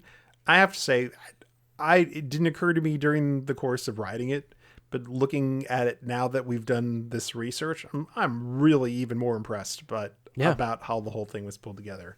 And that daughter is amazing. I mean, that's the tiniest little audio animatronic. If you've ever been on the Haunted Mansion, if you're familiar with the little Leota character at the end, she's literally that tall. So and she's moving and everything. She's That's moving. crazy. Her head goes back and forth. Her arm goes up and down. Her body shifts left and right. It's fantastic. That's pretty cool. Amazing. So we'll go out onto the patio, and on the patio, I want to step out and just sit there. Yeah. Don't you? I do. I just want to. And the vertical gardens, it's like what you were seeing over at the land. If you saw it, you all of a sudden started to connect things here, right? You had almost not the Trans Center. What was the end of the World of Motion, where you had the City of the Future? I think it was just called the City of the Future. So whatever. Yeah. You have that here in a mural with you're starting to really. We mentioned in part one how this pavilion really pulled and tugged on all the different areas, and we're going to see it again later with space and undersea. Well, and they had the same consultants in this case too. Brian, what was the gentleman that consulted on the land from the University of Arizona? Carl Hodges. Yes, so Carl Hodges That's right. was also there was an Imagineer who worked on, I don't know what else he did, but like in particular, he worked on all of these different fruits and plants. His name was Alex Taylor. I don't know if he did other things on the ride. I'm desperately have been trying to talk to him for the longest time, but he developed all the plants, and he would come up with ideas, and then he would take them to Carl Hodges and his team and say like, what do you think about this? And they're like, yeah, that exists. And he would go back and he would try to come up with some more plants. And he just went back and forth, and Carl Hodges talked to him about genetic engineering and what you could do with it, and he just let his imagination go wild. And I always think of on this ride of the Mesa Verde scene of being the big agricultural scene, but here out on the porch, there's a whole agricultural scene here, that's going to lead us to Mesa Verde later. So they have hydroponic and aeroponic gardens out there. They're growing carrots, turnips, rutabaga, lettuce and cabbage, pepcumbers, which is a hybrid of a pepper and a cucumber. I'm not sure why you would want to put those together. I want the seedless variety if you've got them. They've got squash, and there's green beans all growing in hydroponic gardens here. And what a nice transition from city to garden, and then finally, once we get out of here, to Mesa Verde, where they're doing even more agriculture. So it's like they really snuck in a super clean transition. And as you talked about, from here, you can see all the lighting effects that are going on the background painting to bring it to life. So like you said, the maglev train, you can see that going by. There's elevators going up and down in the buildings just by like shining a light and moving the light up and down on the paintings. There's like some shimmery stuff at one of the like stations. It's really cool how well there's a lot of depth there. Yep. Yeah, and I think the only other city painting that is around where you could see this level of detail is next time you're on, if you go on the boat ride in Mexico, and in the last scene, instead of looking at the Three Caballeros, look to your right and look at the building painted there. I am fascinated how through just little brushstrokes they have replicated, interiors of apartments and office buildings. Same concept here, lit with a little fluorescent paint, and like House said, a couple little lights shining here and there and going up and down. That's one of the only remaining type of artwork that you can see that replicates that well. Really well done. And there's a train at a station has I think it's GK3 on it. And that's a nod to like Gil Kepler. Like he got his initials on the train. So little Easter egg there. Yep. So shall we head to the desert? Let's head to the desert. We go through a little transition. Look at that, will you? A few years ago, this was all barren desert. No crops, no irrigation. Quite a transformation. So we've kind of got a little mini scene here in the transition. We've got a roadrunner looking off into the distance, and his little tails flipping up and around. But now, do you want to guess where that roadrunner came from? Because why would they have a roadrunner just sitting around, or would they make a roadrunner just for Horizons? No, they wouldn't. It had to come from somewhere. Nature's Wonderland. Yes, yes. All right, cool. I got it right. Where else would it come from? So. But that really, it's neat because you're not in that whole scene yet. You're starting to take it in and look at it, and it's just adding to the realism of what you're about to see. And this scene is probably the most remembered for a specific reason we'll talk about in a moment. But let's set the scene. We have an incredible use of force perspective here, right? We are in Mesa Verde, which is a desert habitat. We've been able to engineer citrus groves, and we are harvesting with special harvesters that go down the groves and can pick and then lift all of the produce up into these helium-filled canisters, if you will, that I assume would then be picked up or would fly off. And what's great is that there's animations going on, and again, the use of force perspective here is unbelievable. And there's a storm brewing, I believe. We have to bring the harvesters in. Yeah, it is such a neat little set. So as you said, and this is one of those things, like I went back and I stared at these pictures and some of the video over and over again. So the first thing when you hit the scene, there's this little satellite dish, and it says agro wave line on it. So that's how she's communicating with the harvesters through this wireless thing. It's Wi-Fi. Yeah, exactly. It's more microwave technology. Yeah. So I think the idea is like this one person is controlling all of this, machinery and removing all the drudgery of getting fruits and stuff because it's all automated now. And the reason that can happen is because of genetic engineering. Because what they have done is they have planted alternating rows of bananas, which is a hybrid of pineapples and bananas. The drink concoctions that can come out of this are awesome. And then loranges, which is a elongated orange, genetically engineered to only grow on the outside of the branches of the trees, so that way these machines can pick them effectively. And with this force perspective set, it's like there's little loranges and bananas on these little tiny trees, and they get smaller and smaller as it goes to the back of the room, and it's just fascinating watching all that go. And the harvesters are the containers of the fruit are going up and down. Yeah, and the front one doesn't have a harvester; it hasn't come in yet, which is really neat. And we mentioned in a tweet, if you're watching our tweet when we recorded this the other night. We did tweet out about a drink that I had come up with to kind of commemorate the loranges. So I did send all the mixed ingredients to Hal, Brian, and JT. I made one for myself tonight. It's a favorite drink of my wife, actually. She loves this one that I came up with.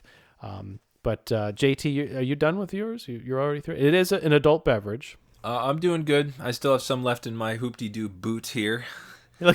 Did you make the fulls for you? Or no, did you I split it up. You split up with Kelly. This was a good size with ice, good size glass here. So. And how did you share as well? I did share. Yeah. Yes. So, and I don't know if Brian, did you make it? The Mandarin orange seltzer for tonight. So. Okay, so he'll make that another do it night. for I part have mine. 3. So we'll post that recipe. It's citrus heavy, but I think it comes out pretty good. I mean, the trick is though you got to have fresh oranges, otherwise it just doesn't taste as good. No, you can't use any of that orange concentrate. It just that's right. So all the orange references at EPCOT 35, the smell, the drink you told us, is this the spot on the ride that everybody connects it to? This is it. This is where the scent cannon was somewhere as you came into the room. And actually, yeah, it was as you made that transition into the room, because I actually got hit by it one day. It was unlike the one at Spaceship Earth, which is kind of behind you. Yeah. This one is actually facing you. We were riding through and I heard this, and then all of a sudden it's like, oh my God, I've just been orange. Too much orange. So I also, too, because this has been such an attraction, the scent, and everybody says, oh, that brings me back to Horizons and everything. You used to be able to buy the orange scent from a company called Felton International. They were in California. Actually, they have been acquired by another company. And last month, I inquired to see whether we could get some of their orange fragrance. Last month, I inquired to see if we could still purchase the orange fragrance scent, which is number R2534. And I was told that they no longer make it. So I was really hoping for our event. It's like I could have got a batch of this and made a Smellitzer, and we could have hit the crowd with that smell one more time. So if you have a canister of what was it? Just sitting on R2534. Yeah. Was that made specifically for Disney or? No, so this company is they make fragrances for not just Disney, but for anybody that wants to use, fragrances as a selling feature. So they sell to a lot of retail. If you're familiar with like how on Main Street they pump out the smell of like chocolate chip cookies. Yep. It's like they do. I've been at some Starbucks locations where they actually have like a fake scent of coffee that they waft out. And so that's what this company does. It's like they create smell products for commercial and I think also some home systems. Interesting. Okay. I was watching one too. They do like nursing homes to get elderly who don't want to eat. They'll pump out the smell of apple pie or something to spark the appetite. Oh, but nice. So interesting. So somebody very well might have a canister sitting on a shelf. They just didn't ever fire That's it up. right. So there could be some hanging out somewhere, and I assume it must be oil based or something. So it could still be good. Just send it our way. So yes, orange scent. In fact, one of our most famous videos that we released years ago, the title of the article was "Go Sniff an Orange and Watch This." So it's definitely got a lot of hits off of that title. So we meet up with the daughter there, Hal. Right? We do. What I always thought was funny is that the mother was talking to her in the previous scene, but she's since hung up on her. She's now talking to the guy in the next scene. Yeah, well, with that weather storm coming in, that's the thing. He probably had to break in. He did. Yeah, because there's a storm coming, as if all that sophisticated technology That's right. that she has wouldn't been able to figure that. In fact, I think she makes some sort of crack about how the harvester knew that it was raining. That's right. Like it was so obvious. But yeah, you can see a storm. There's all kinds of, you can see a storm rolling in. There are projections of other harvesters flying around up in the air as well as clouds. So again, there's a lot of sort of active stuff going on. She's hanging out in her station. She's got on a really fetching yellow jumpsuit. She has a weird pair of opaque sunglasses on her head, and she's wearing a scarf. And the amount of characters that wear scarves and ascots in this show is mind-boggling. I don't know if that's a John Hench thing or what the deal is. But they're friends with Freddy on Scooby-Doo. So yeah, I guess. And this is a really weird one. According to the Horizons costuming guide, she is wearing a fanny pad. Now, I don't know if that means that she has something to make her butt look bigger, but in the UK, that's slang for a sanitary napkin. And what an odd choice to outfit a character with. It's like, well, it's really important for a character that it's that time of the month. I'm gonna say that it is probably the false posterior, because I mean I'm looking at this because it is probably one of the only Audi animatronics I can think of where her rear end is actually I don't want to say featured, but it is. She's there. got a big booty. She's Baby's got back. Well, there's She a has an chair hourglass there. shape. Maybe she has a pad in there because she sits for 48 hours a day because it's the future. Just talking to robots. Yes, that's Yeah, it. She doesn't I get don't up. know. I don't know. Yeah, I want to talk about the CRT units or her display screen. So what we have to remember here is that the future wasn't predicting flat screens. There are certain things that they couldn't do. So they have these 14-inch CRTs on angles to try to minimize their hide the tubes, right, and hide the mechanics and the electronics.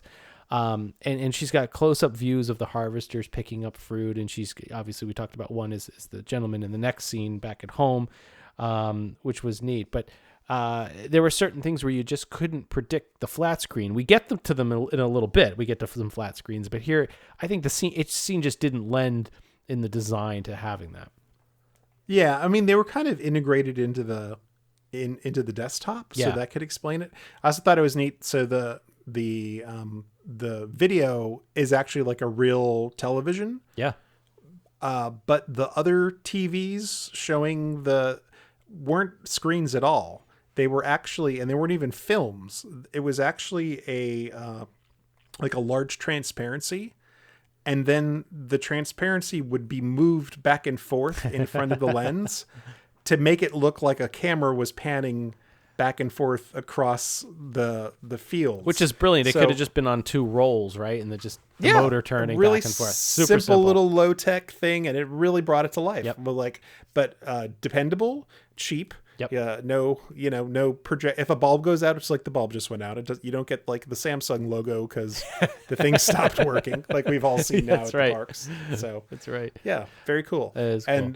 And sitting on the desk so the screens are on one side, and then on the other side, closer to the Pegasus, which is the thing that we'll talk about in a minute, is a bin, and it's got samples of flavor grapes and bananas, and there's a little tag on each one of them that has the crop ID number, the yield of that crop, the latitude and longitude of the plant, and a DNA code. Wow. So we can tell by this that they were taking care of, they were making genetically modified versions of these plants and then tracking each one of them for quality, so that way they could go back and like, hey, this is a really good strain. Let's propagate that strain or not propagate this other strain. So the science going on here is really crazy. And this is stuff that if we didn't have the documentation and the up close photos of these things, this is lost. But this really demonstrates, and we'll talk a little bit about the menu and the sea base and all that, how much thought was put into this. And like you said, linking the scenes and telling the story in such a detailed fashion. Even if you didn't see it, it's as if the Imagineers said, it needs to be there so I feel complete, that I've told the story, right? It's like an artist putting a little extra line because nobody would notice, right? Well, and that's what lends the credibility and the realism to this. Yeah. Is, the research that was done behind all of this before it was done. And we have to thank Hoot Gibson for coming in and taking all of these close-up photographs of things. Because without that, it's like we wouldn't know half of it. We legitimately would not know half of this stuff because it was all 20 feet away. And if you do not know who Hoot Gibson is, part 3, Legacy, we'll definitely be. And we have to thank Disney for taking 4 years to actually close the ride after they said they were closing the ride. So people were like, boy, we got to get all this stuff on tape.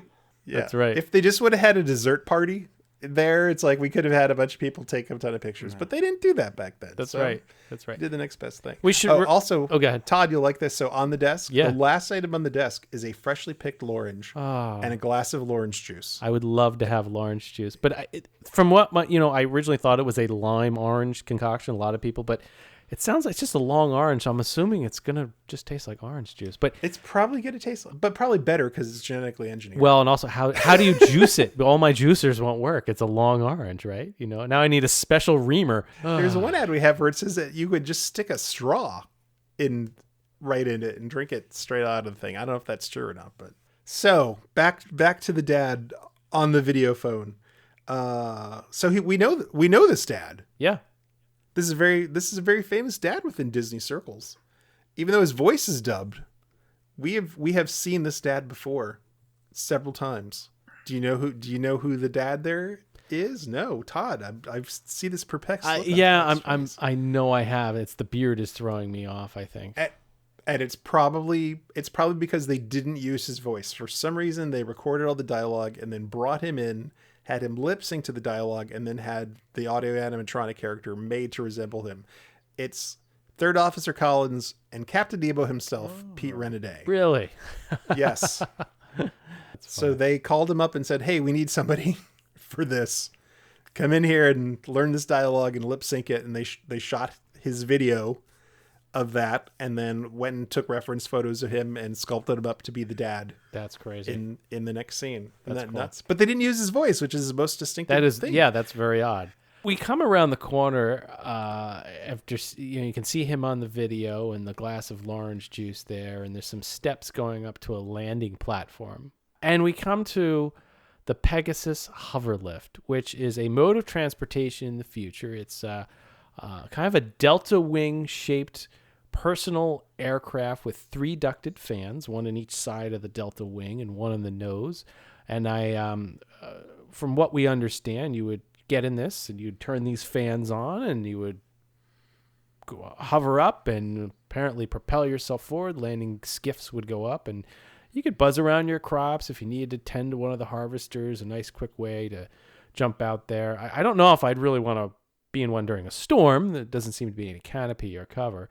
But the hover... You had to wear a motorcycle helmet. That's right. You did. Yeah. And the... what's really neat about this is that you see it from a distance coming around the corner, and then you're going down because, again, remember we have to come down from the OmniMax theaters now and get back to the level of where we got on the ride to get off. And what's really neat is that the blades of the hover lift are spinning, and while you can kind of see them, there's a light on the top which is projecting down. You can see these shadows moving. The vehicle, after the attraction closed, I know that vehicle was out at the back lot at MGM. The wood prototype has been spotted in the back lot commissary or whatever it's called. I think it's now over in Euro Disney something. It's in Disneyland. Yeah. Paris So what is at Disney MGM? So if you go to the Backlot Express restaurant, right up on top of a cage or something, right? Yeah, like a thing, is the fiberglass mold that was used to make the thing. So that's how they would duplicate it, is like they sculpted it, made a mold around it, and then they would fill it up with fiberglass and then pull. So if you got that, you could make your own. So someday when nobody's looking, it's like, we need to go get that so we can start making Pegasus as quick as we can. Or Pegasi, I'm not sure what the plural Yeah, Pegasus is. So is the one on display at the Disney Studios Paris tour made from that mold, or is it the actual set piece from the ride? That is the actual set piece from the ride. They took it all the way to Paris? Yeah, they did. And they took one of the solo subs from the Undersea City there too. Yep. So after we go past the Pegasus Hoverlift, by the way, which we have a shirt for, Pegasus Hoverlift Systems t-shirt. Now I know what that shirt means. Now you know what it means. That's right. We come to another transition scene here.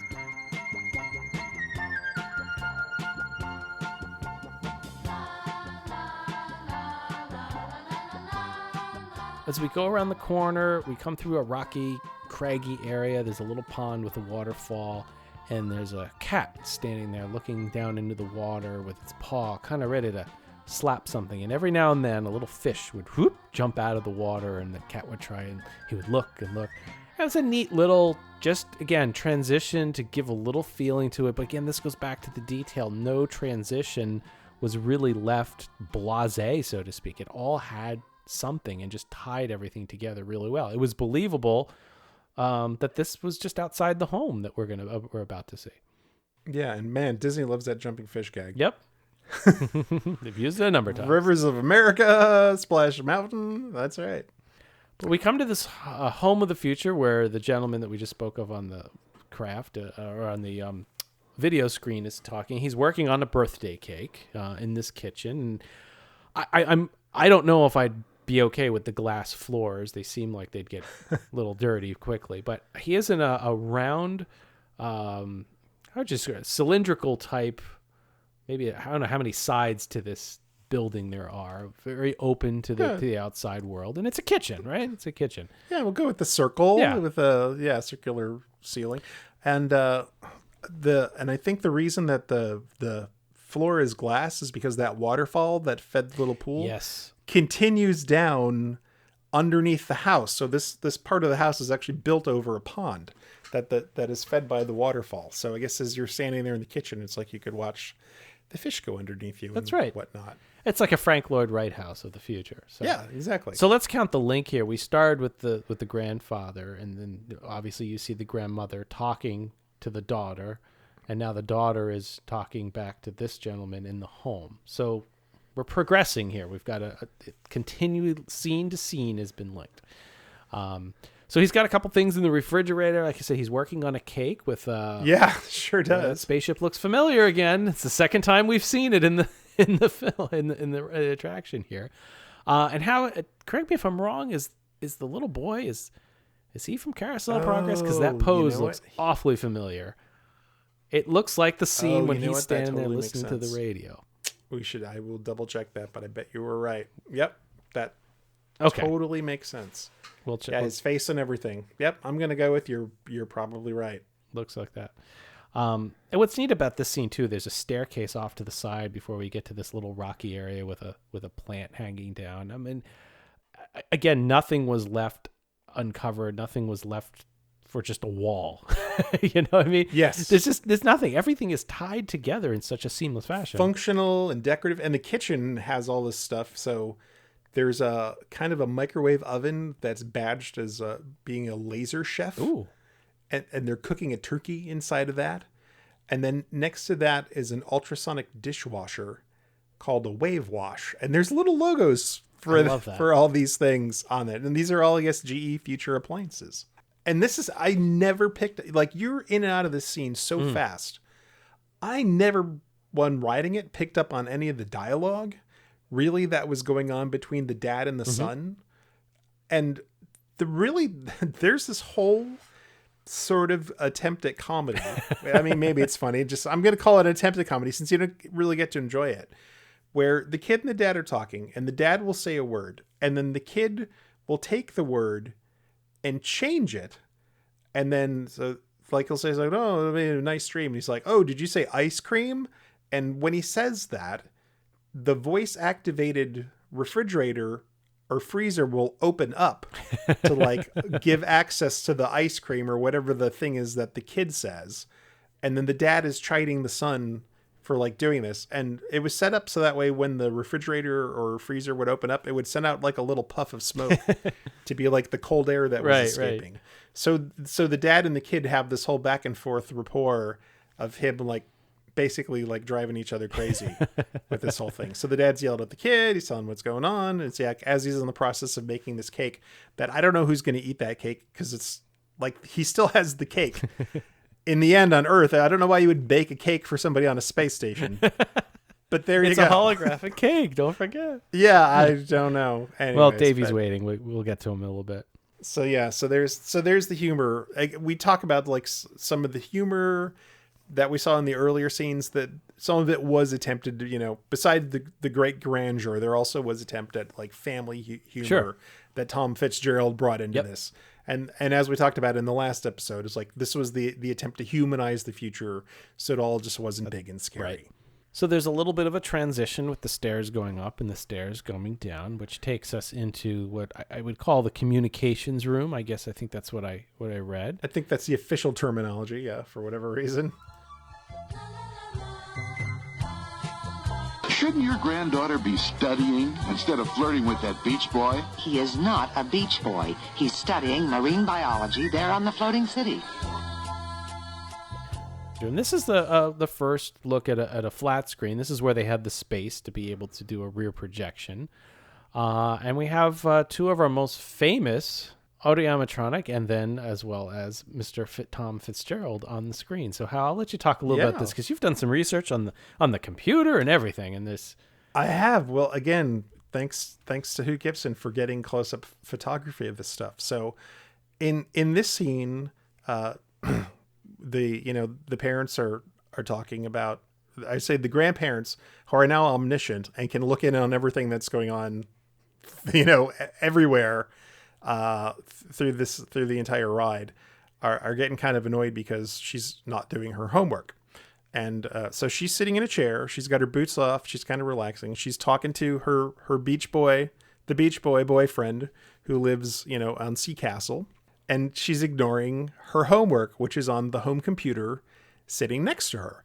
And her computer actually has a logo and a model number. It's an Athene Series 2500 computer.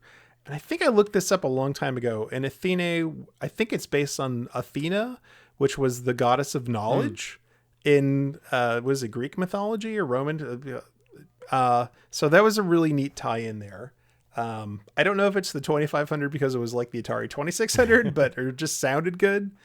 But she's got a little computer there, and there's these little sort of like tiny laser discs that have different content that you could play in the system through there. They're like compact discs.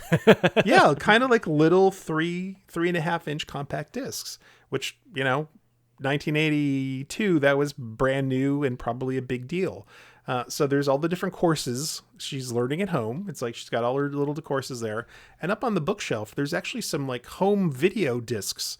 So Retro WDW of 2076 is there, like with their home videos. And I guess they might be able to put those on the big screen as well as the little screen. But I'm going to get super duper nerdy here because they talk about how she's ignoring her homework. Up on the screen is the homework that she's ignoring. And it's a diagram of this is not a good thing to say. An icosahedral borohydride ion. Wow. And what in the heck would you pick that? And I thought, this has got to be a thing. Like, with the level of detail that we have seen everywhere else through the ride, it's like, this cannot be just an arbitrary decision. There has to be something behind this. So I started doing some research. So remember, this ride is being developed 1981, 1982 to debut in 1983. Yep. In December of 1981, the Lawrence Berkeley Laboratory submitted a research paper to the Journal of Molecular Spectroscopy titled Nuclear Spin Statistics of Cubane and Isohedral Borohydrate Ions. And reading through this document, I have absolutely no idea what any of it means. But it goes through and says stuff like, while the nuclear spin statistics of aphospherical symmetric tetrahedral, octahedral, and several other molecules of lower symmetry are now quite well studied, this is not the case with the molecules with high symmetry, such as cubane and the isohedral borohydrate ions. Wow. So I cannot say for sure. And basically this is then a study on this particular thing. So this would have been sort of groundbreaking research in 1981. Yeah. I cannot say for certain that this is the exact paper that made that happen, but it is a hell of a coincidence if it is not. No kidding. Okay, that's crazy. So, yeah. So I did some additional digging to say, like, well, what's the big deal about these things? So what these structures are made out of boron, they're used to create thin film electronics. So they were used in experiments to do things like cure cancer, make organic semiconductors for flat panel displays and flexible circuits. So this, at the time, was groundbreaking research that we are today starting to see some benefits from.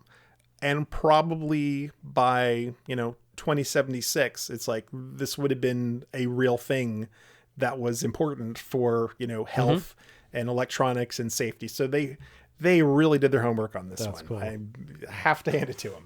I was going to say, this is where we get one of our real true transitions here. This is a real hard transition because they want you to believe now that we have moved specifically to another physical location in a different type of habitat.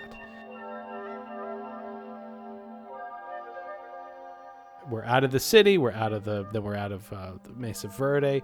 So you actually go through one of the few black spaces in all of the entire ride, dark areas, and we come to the opposite side of the conversation, where the Beach Boy, he's working on his sub, as we saw in the other clip, but he is now talking to the girlfriend on the other side. And yeah, so where once he was a real person, now he is a robot, and where once we had a robot, it's like now we see the real person. we had Corinne Cook-Gooley, who was the redhead in this video, like at our event. Was it 2 years ago now? Yeah.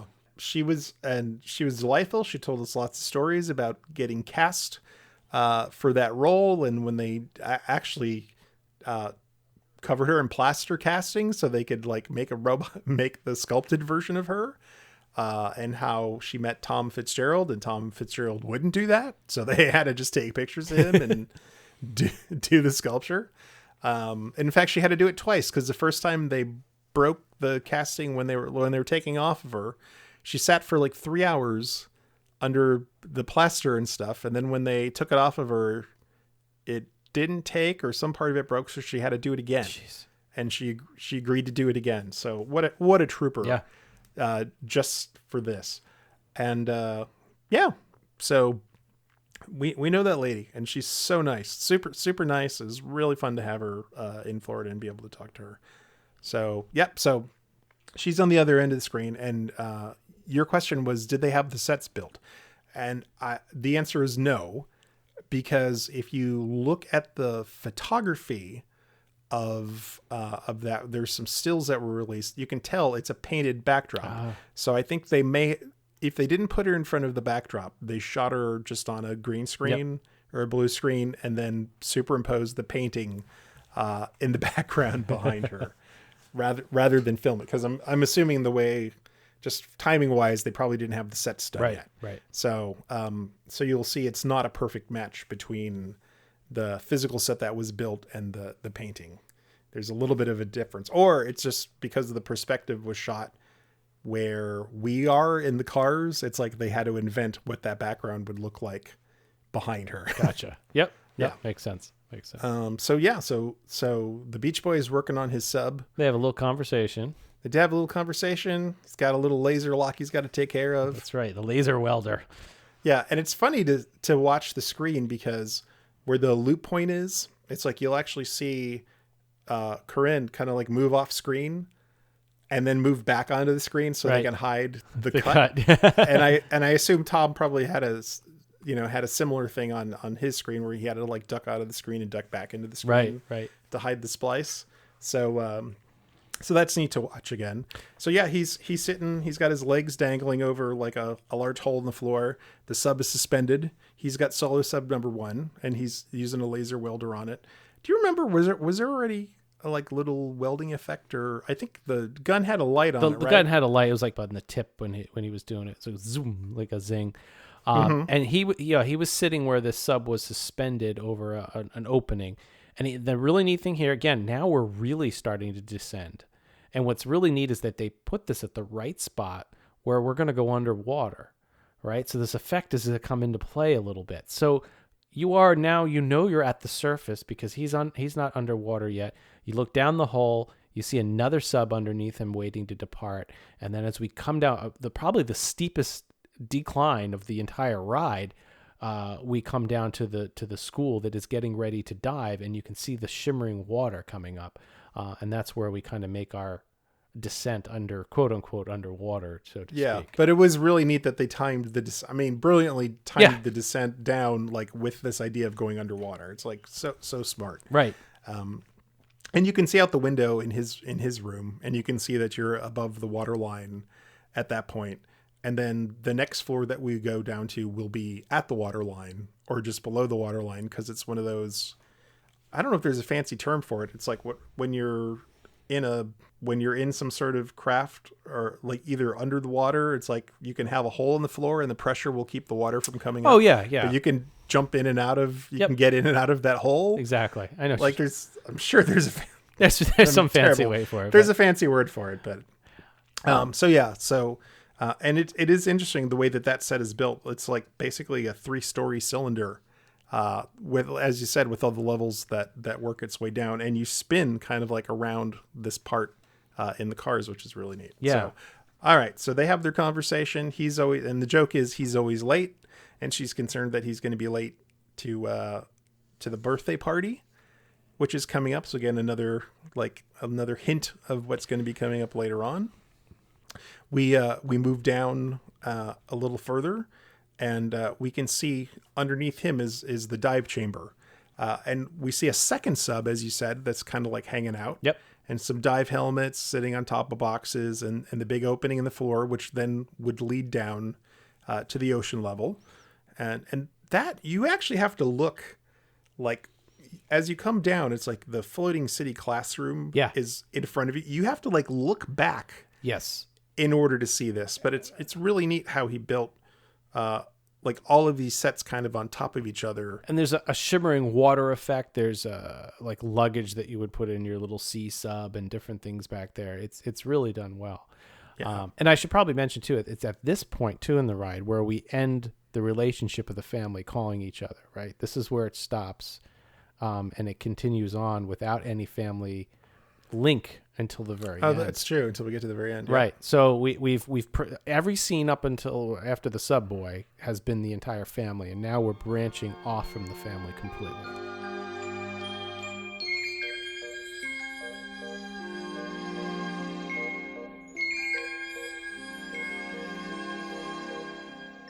So we come down to the undersea classroom, floating city classroom. Yeah, and this is a great. I mean, there's so many great little scenes. This is another great little scene. So you have this dive class, which consists of a teacher, and then 3 kids, and for some reason they have a pet seal. Because I guess why not? You're in a floating city. Why not have a pet seal? Right. And they're getting sort of like a primer on dive safety. Oh, well, behind them, actually, there's like a TV, and it's running the schedule of activities. At 9:30, there's senior life saving. At 10 o'clock, there's a discovery dive. At 11:30 is swim team practice. At 1300 hours, there's a solo sub race. I don't think you're going to want to miss that. And then at 1400 hours, there's a junior life saving class. So I'm assuming they're probably in their discovery dive. Mm-hmm. I'm not sure what the exact time is when this is going on, but they're doing a basic dive safety class, which is really neat. And here's where we get actually some more McGinnises in here, because George McGinnis's son Scott, who was 5 years old at the time when the ride was done, served as the model for the boy that's being licked by the seal. Oh, really? So he's the one that's standing there. His sister Shanna, who is 7, is the antsy blonde girl that's seated to the right, like that's waiting to do stuff. And then there's an African-American boy, and his face was picked up from World of Motion. And I'm guessing that the dive master, who's Asian, was reused from the face of the girl that was the robot manipulator arm person on the space station in Spaceship Earth. Oh, yes, yes. So that's what we'll have to confirm. But I'm guessing it's really neat. You know, this is probably, EPCOT was the first time that we really saw like multi-ethnic audio animatronics for real. It was, it was very white for a long time. And, I think they realized, and I'll get into this a little bit as we go further on. It's like they really did see EPCOT as a world attraction, and they did a really good job of trying to make sure that it was inclusive. So it's really nice to see that all throughout here. Yep. As we leave the classroom, we move down to the undersea resort. Floating cities, they're amazing. I mean, whole new industries have developed in them and under them. Mariculture, all sorts of marine mining, fuels, energy. And fun, remember? I'm serious. Well, so am I. Floating cities have opened whole new ways for people to enjoy their lives as well as their work. So the top parts of Sea Castle must be like living and, commerce, and then these lower sections are an undersea resort. So there's a really neat transition here. So we're inside of the building, and as we come around the corner, we actually move to the outside of the sea city, and suddenly you're underwater.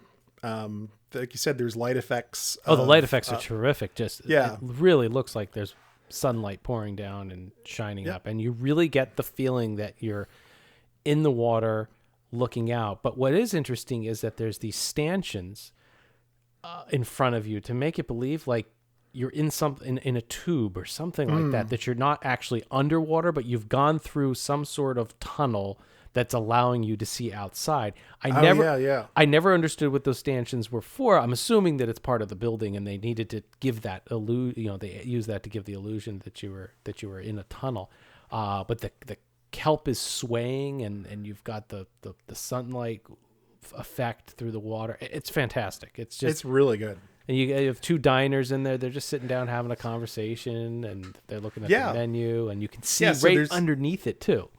Yeah, yeah, that's true, because you're on the bottom. It's like you can actually see underneath the building there. Right, and if you looked carefully enough, you could see where that other sub was prepped. You could see the hole straight through, which was, I mean, it really gave you the idea that this whole thing was right there. This is it's reachable. Real. It's I mean, real. Very, very real. So inside the first bubble window, like you said, you see this fashionable couple having dinner, and we can tell from the photos. Actually, you can see it from the ride, but we have close-up photos too. They're both enjoying shrimp cocktail, a glass of juice, and some glasses of water, and some hot tea. So here's where we get into another connection with Epcot, I think. So he's wearing a kaftan and a fez, and she has on a colorful tunic and a turban. So based on that choice of clothing, I'm guessing that couple is supposed to be from Morocco. Gotcha. Which is interesting. Yeah. Because we talk about how, Horizons is kind of like this amalgam of Future World, having little bits of the seas and the land. And here's a little bit of World Showcase tucked in there, coming in before the Moroccan Pavilion even opens. That's really cool. So I wonder if it was a purposeful nod of that coming. Interesting. Really, really interesting. And of note here, neither one of these figures is wearing a wedding band. So they are either friends or dating. Gotcha. So this is one of the cases where that didn't show up. And then we come around to a middle window, the next window of 3, and there's an Asian woman with her child looking out of a bubble window, and outside of the window is a sea lion that's looking back at them, which is really, really cute.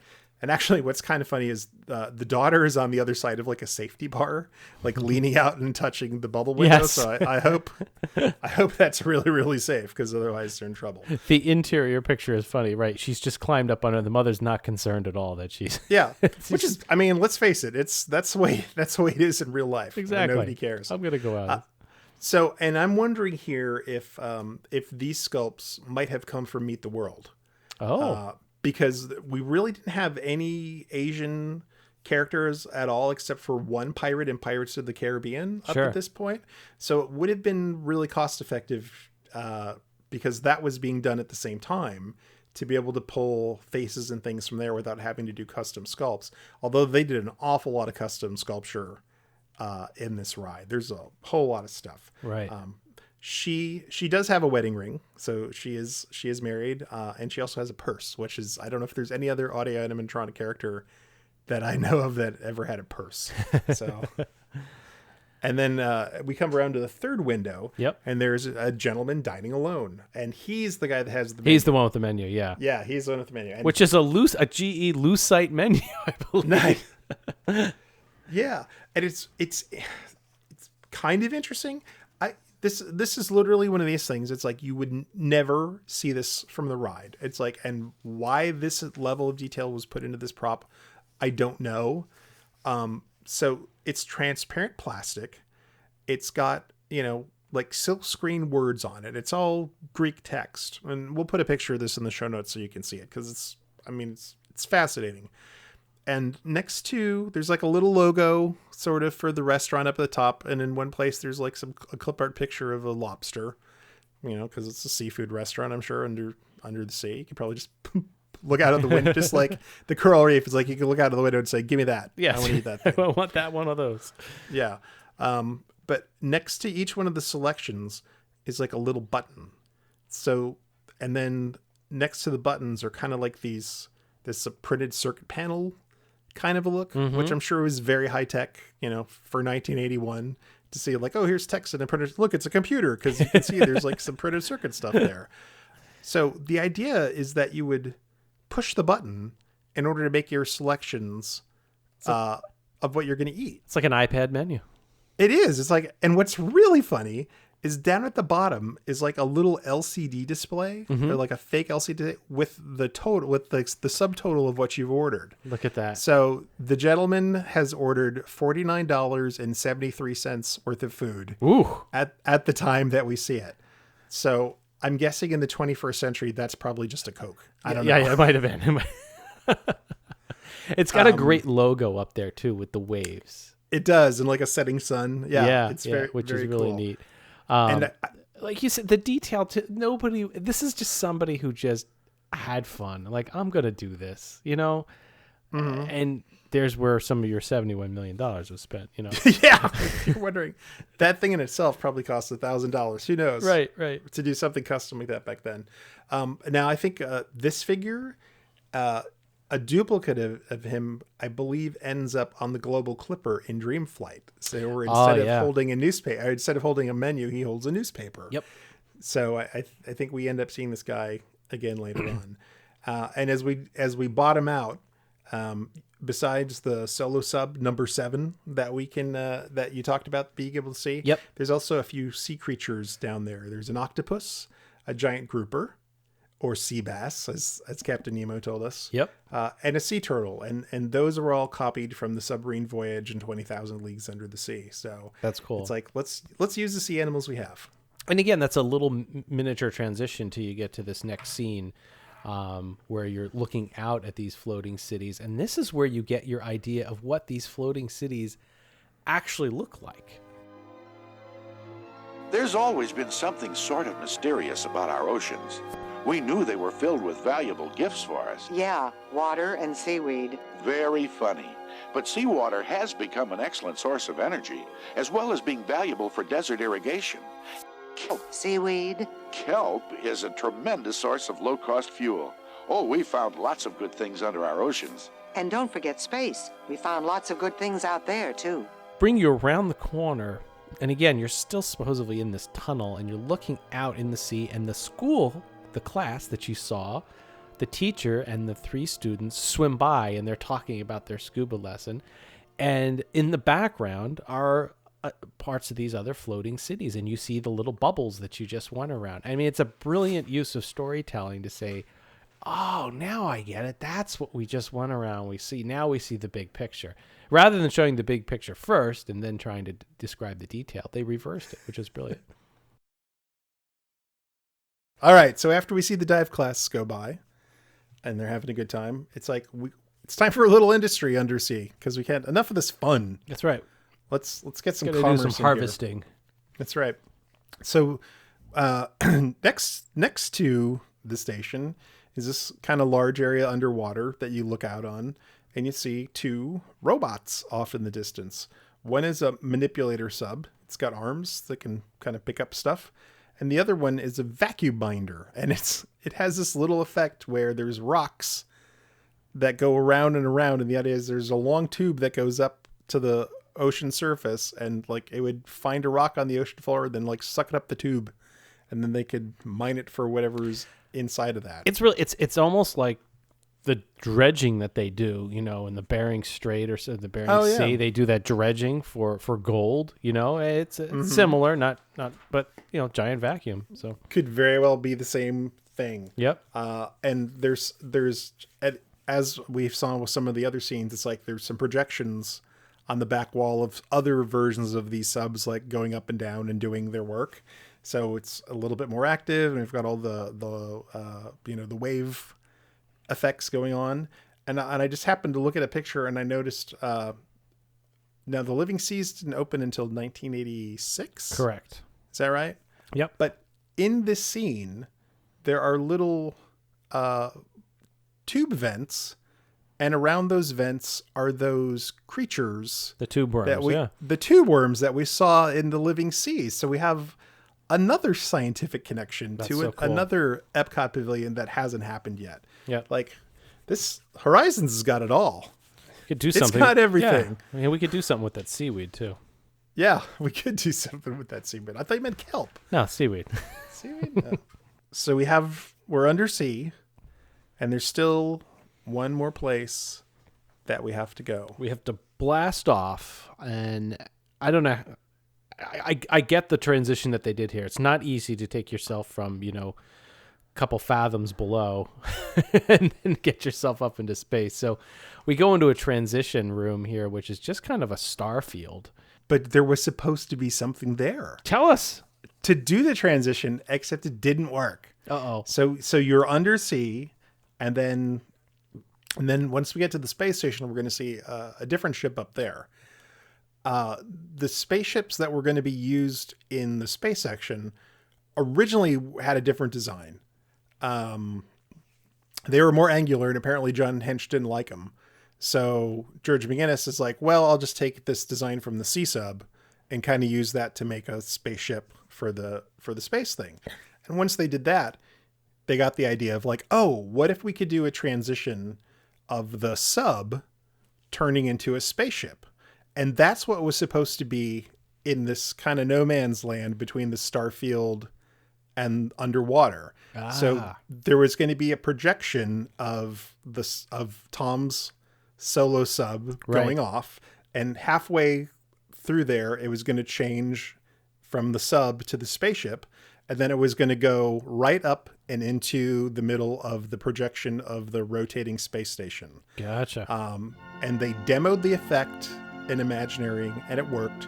And once they actually got on site and set it up, for some reason it was shaking or something. It just didn't work out the way they expected it to, so they just didn't use that effect there. $71 million, and we can't steady a projector. We can't get the projector working. And they never went back later on to go like, oh, let's try to fix it. Let's just cover it with tape. We'll be fine. It was the Yeti of 1983. Right.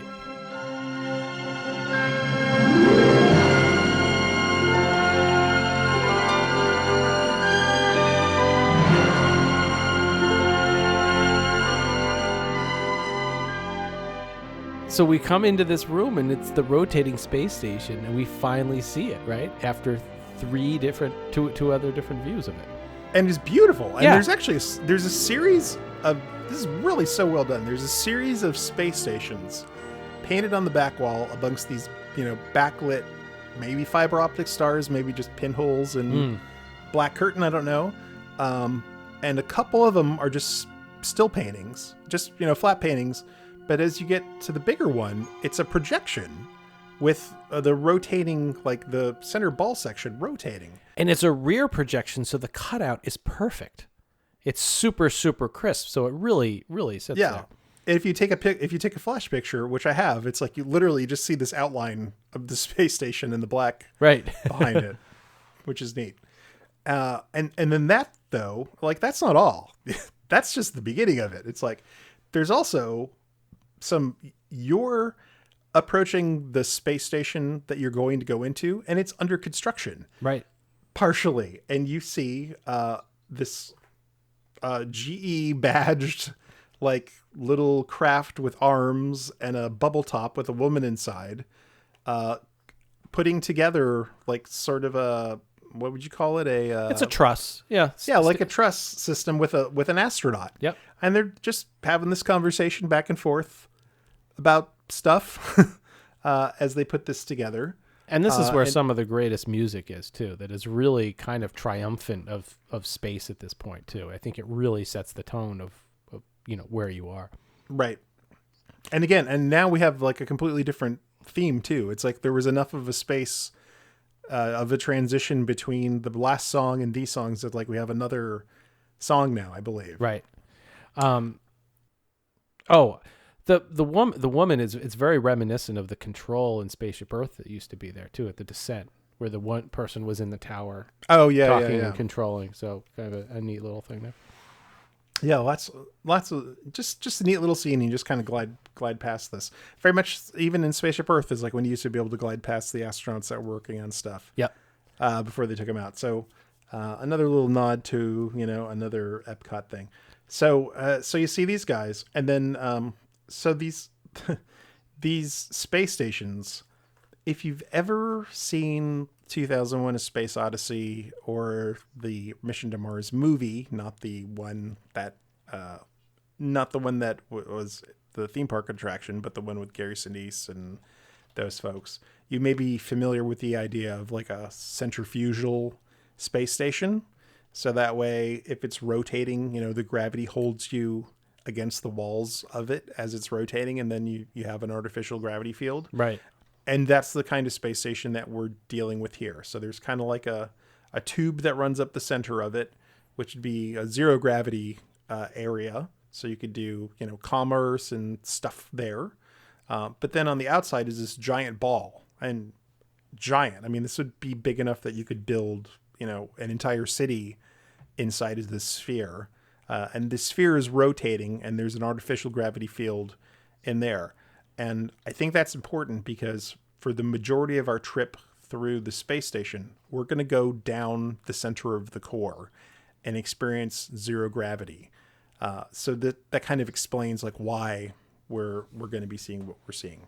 And the airlock is another great transition here. This one is perfect. You're entering into it.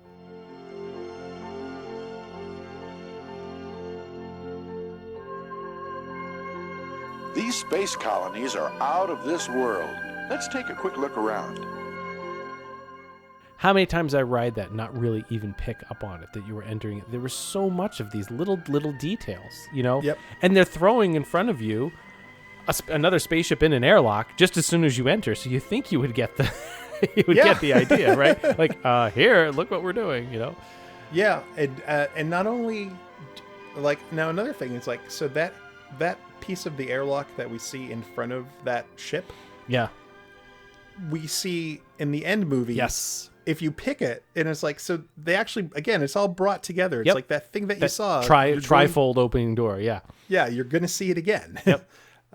So you see, so as we're talking about, it's like, as you come through, it's like you see what is badged as the Century 3 intercolony ship with a little recharger arm. And the Century 3 there is a nod to the previous name of Horizons that we talked about, Century 3.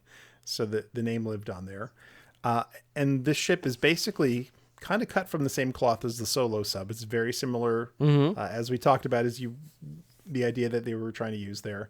But it's just neat because you're just gliding along and all of a sudden you're like, oh, look, there's a little, hot rod spaceship sitting there charging.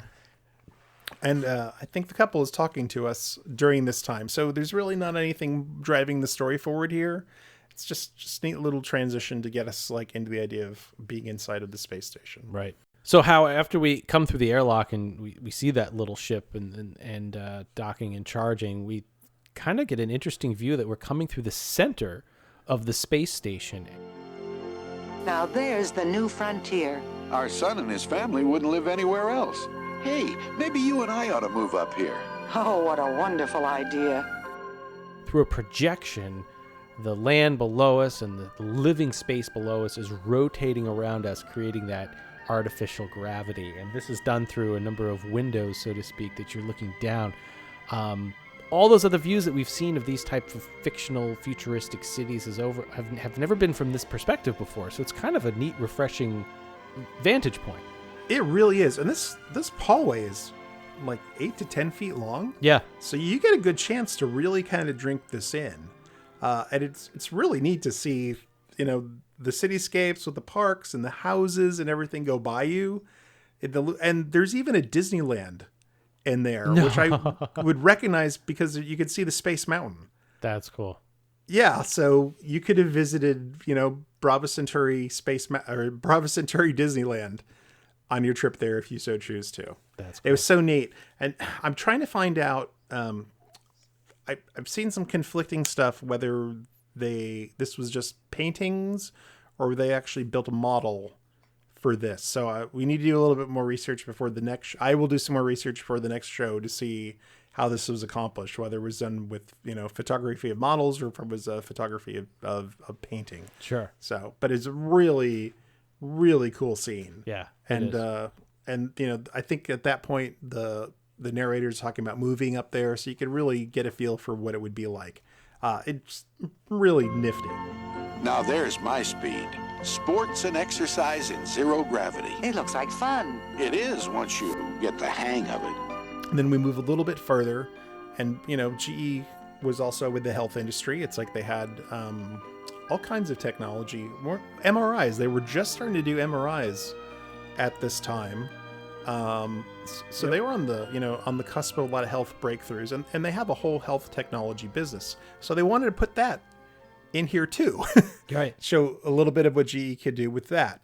So there's a tiny little area in here that's just basically about health and recreation. So you see, and this is kind of a throwback to a previous kind of like a Claude Coates gag, where there's a girl on a bicycle.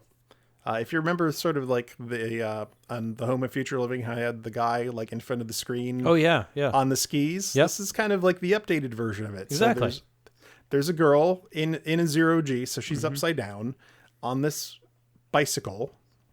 And she's in the middle of this big parabolic circle screen that it's being projected on. And I think it's like an outside scene, like in the fall or something. Yeah, right? she's driving down the road. Down a road, like a mountain road. Yeah. The one above is kayaking, so you could go into that one and you could do kayaking. So the idea because has things to row. So she was in the road one. It's kind of like we would, instead of soaring, I'd call it biking or kayaking for one.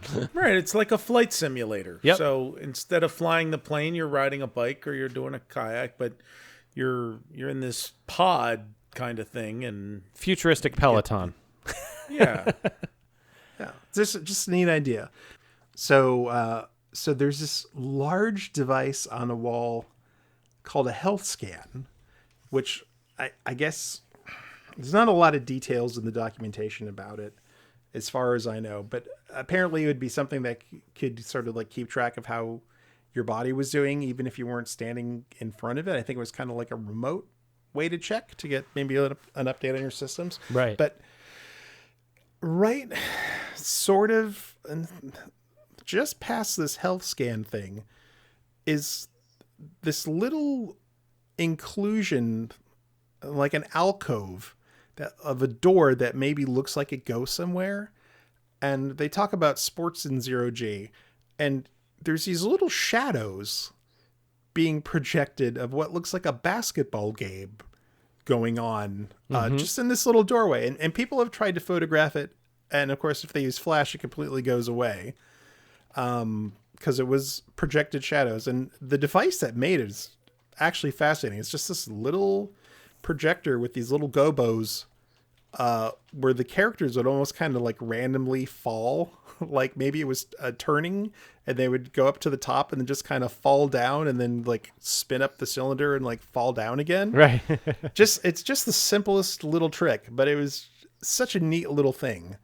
So it's like there were like two characters and a ball, and it was just kind of I can't imagine what a zero G basketball game would look like, but it would probably be really fun to watch. I want to try to see like a rim shot and the ball by the yeah, interesting to say the least. Neat though, so neat.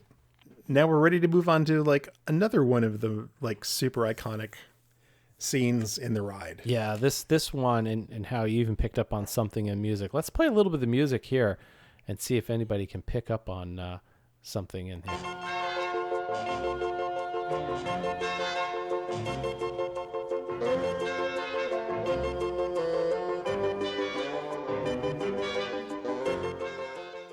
So in this scene, a space shuttle, you're actually looking down at an airlock at the front of a space shuttle.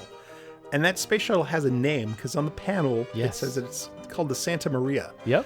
So the space shuttle has arrived at its port. And since this is a zero G corridor, the passengers that are getting on and off the shuttle have to have on magnetic boots. And there is a family, again, Tom Fitzgerald bringing family into all this. And actually, I just read that it was he who actually came up with the concept. They were just going to have, a spaceport. Mm-hmm. And Tom actually came up with the idea of like having a family interaction here. So he really did bring this part of it to the ride.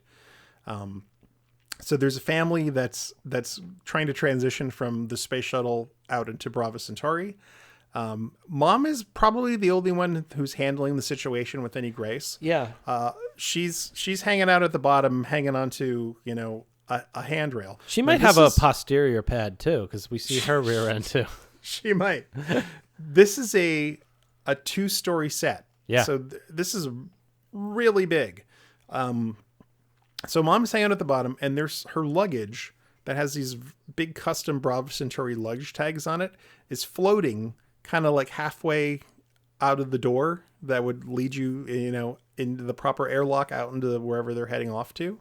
But the family is in a complete disarray otherwise. Yeah, they can't get anything right. The dad, it's like the Mafarkles in space. That's it. Exactly. Dad is upside down, on the roof, wearing his magnetic boots. He is trying to get like a bunch of stuff that's floating away. So, Hey, Mom! What is it, Tommy? Look, Mom, I'm flying. Why don't you try it? I don't know what I'm going to do with you. Don't let go of Napoleon. We don't want to lose him. Hey, Mom, what if he just floats away? He won't. Hey, Mom, what if I just float away? Then your father will get you as soon as he manages to get your shoe. Tommy is the little boy, and they mention his name, which is why we know it. It's like he's just kind of floating there. He lost his magnetic shoe. So Dad is up trying to get his magnetic shoe. He's also trying to get Tommy's teddy bear, which has floated away.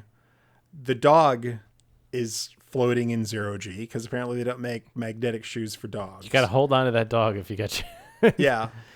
And that's where the little thing that we're talking about. So in this scene, George Wilkins interweaves "Oh Where Has My Little Dog Gone" into the main music that's going on as a counter melody, as a humorous little nod to the dog like floating off.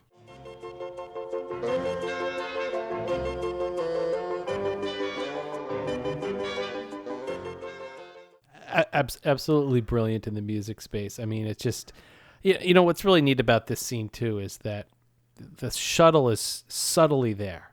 You see the windows, and we all, by 1983, people have to understand we were only into maybe about the 5th or 6th space shuttle mission, right? I mean, the first one was only 1981, but it was easily recognizable by all of the United States. Everybody knew it. So just having the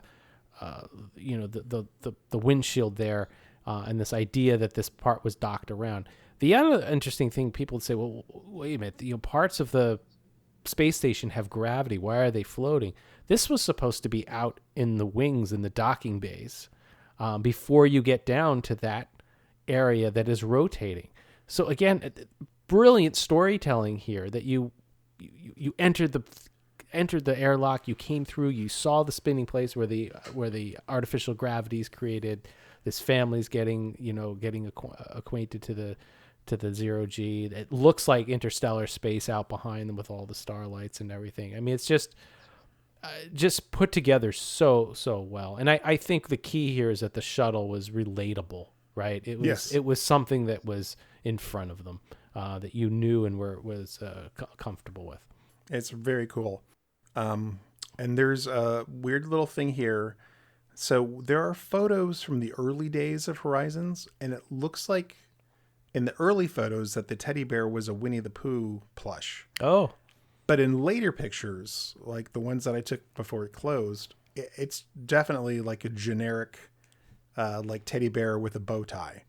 So I'm very curious whether I'm just seeing something that looks like it's a Winnie the Pooh and other people, or whether it really was like a Winnie the Pooh plush at that point, because there'd be a hidden Pooh. I don't know if there's any hidden Poohs in any things.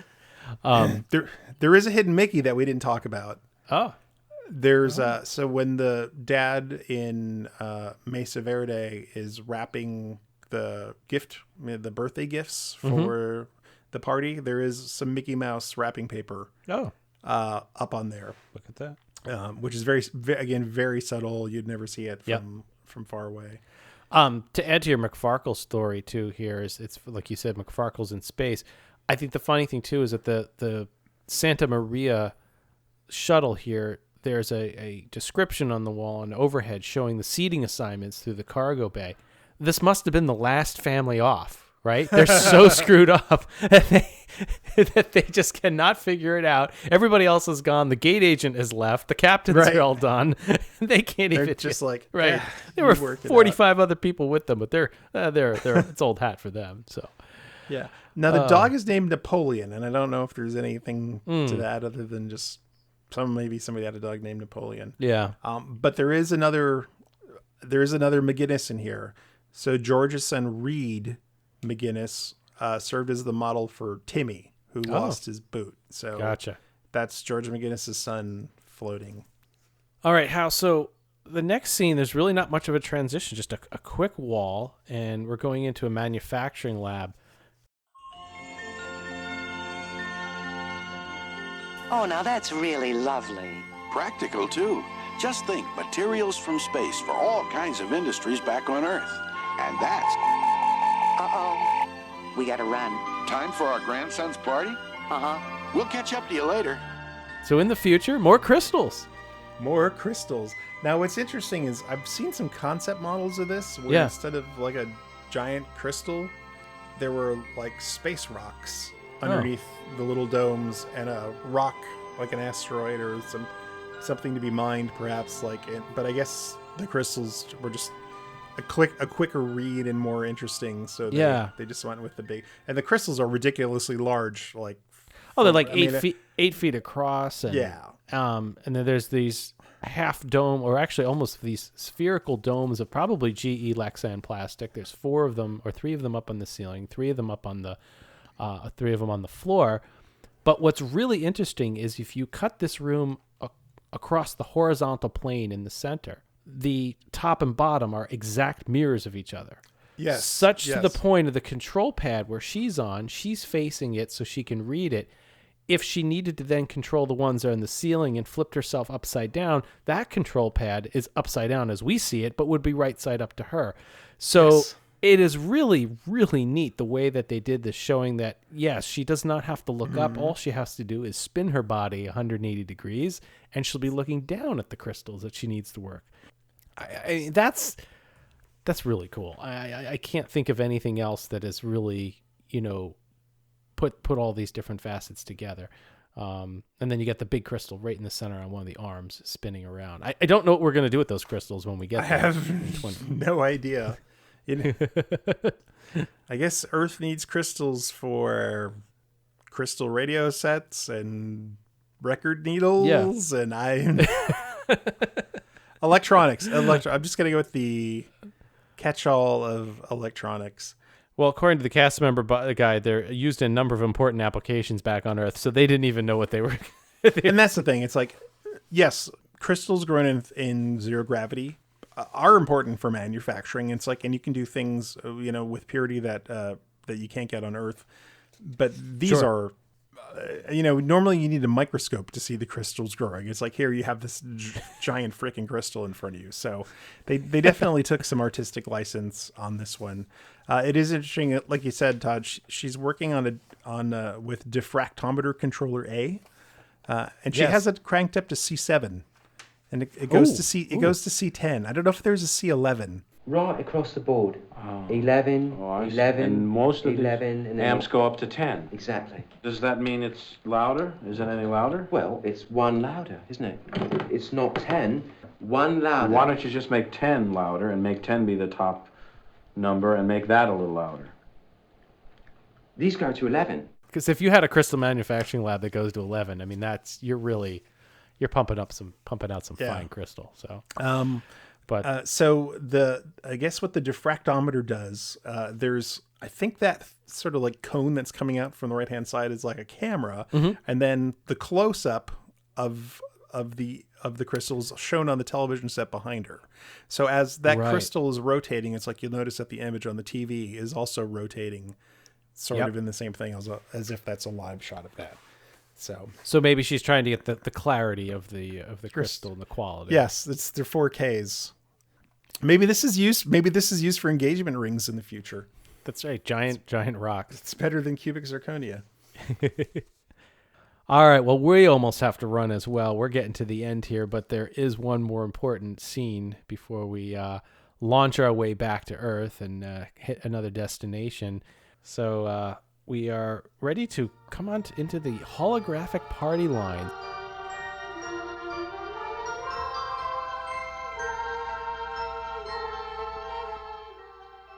We are outside. We are once again a peeping Tom. Yep. Peeping into the home where we see the family that we haven't met in the home. So we haven't met this portion of the family yet, right? So this is... Now, there have been pictures of them scattered throughout the other environments. Correct. But you would never see them from the ride, really. Right. You would have to walk up and... Yeah, but they've been there the whole time, oddly enough. So the first half of the ride, we met portion of the family. Then we went through all these other stages with no family that we met, or no relations to the family. It is Davy's birthday today, Hal. Yay, happy birthday, Davy. Happy birthday, Davy.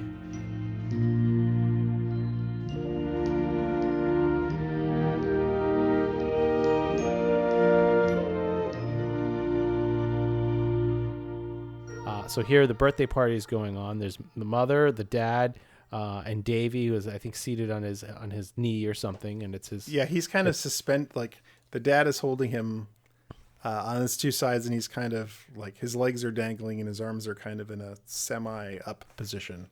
Yeah. Because that baby came from the Home of Future Living. I mean, not specifically, but it's the same baby that was the Home of Future Living that was up in the crib. Same sculpt, okay. Same sculpt. So that's why they had a baby. They had a baby from there that they could use. They didn't have to make a new baby. They could reuse the baby. Yeah, and he's a year old, and because we are outside the house, we can use the glass for Pepper's ghost again. Yay! And how you've seen how these are done, and you've seen how. So I'll let you talk a little bit about the different characters here. Yeah, this was a really interesting part of the ride, because if you've been on the if you've been on the Haunted Mansion before, you guys have been on the Haunted Mansion plenty of times.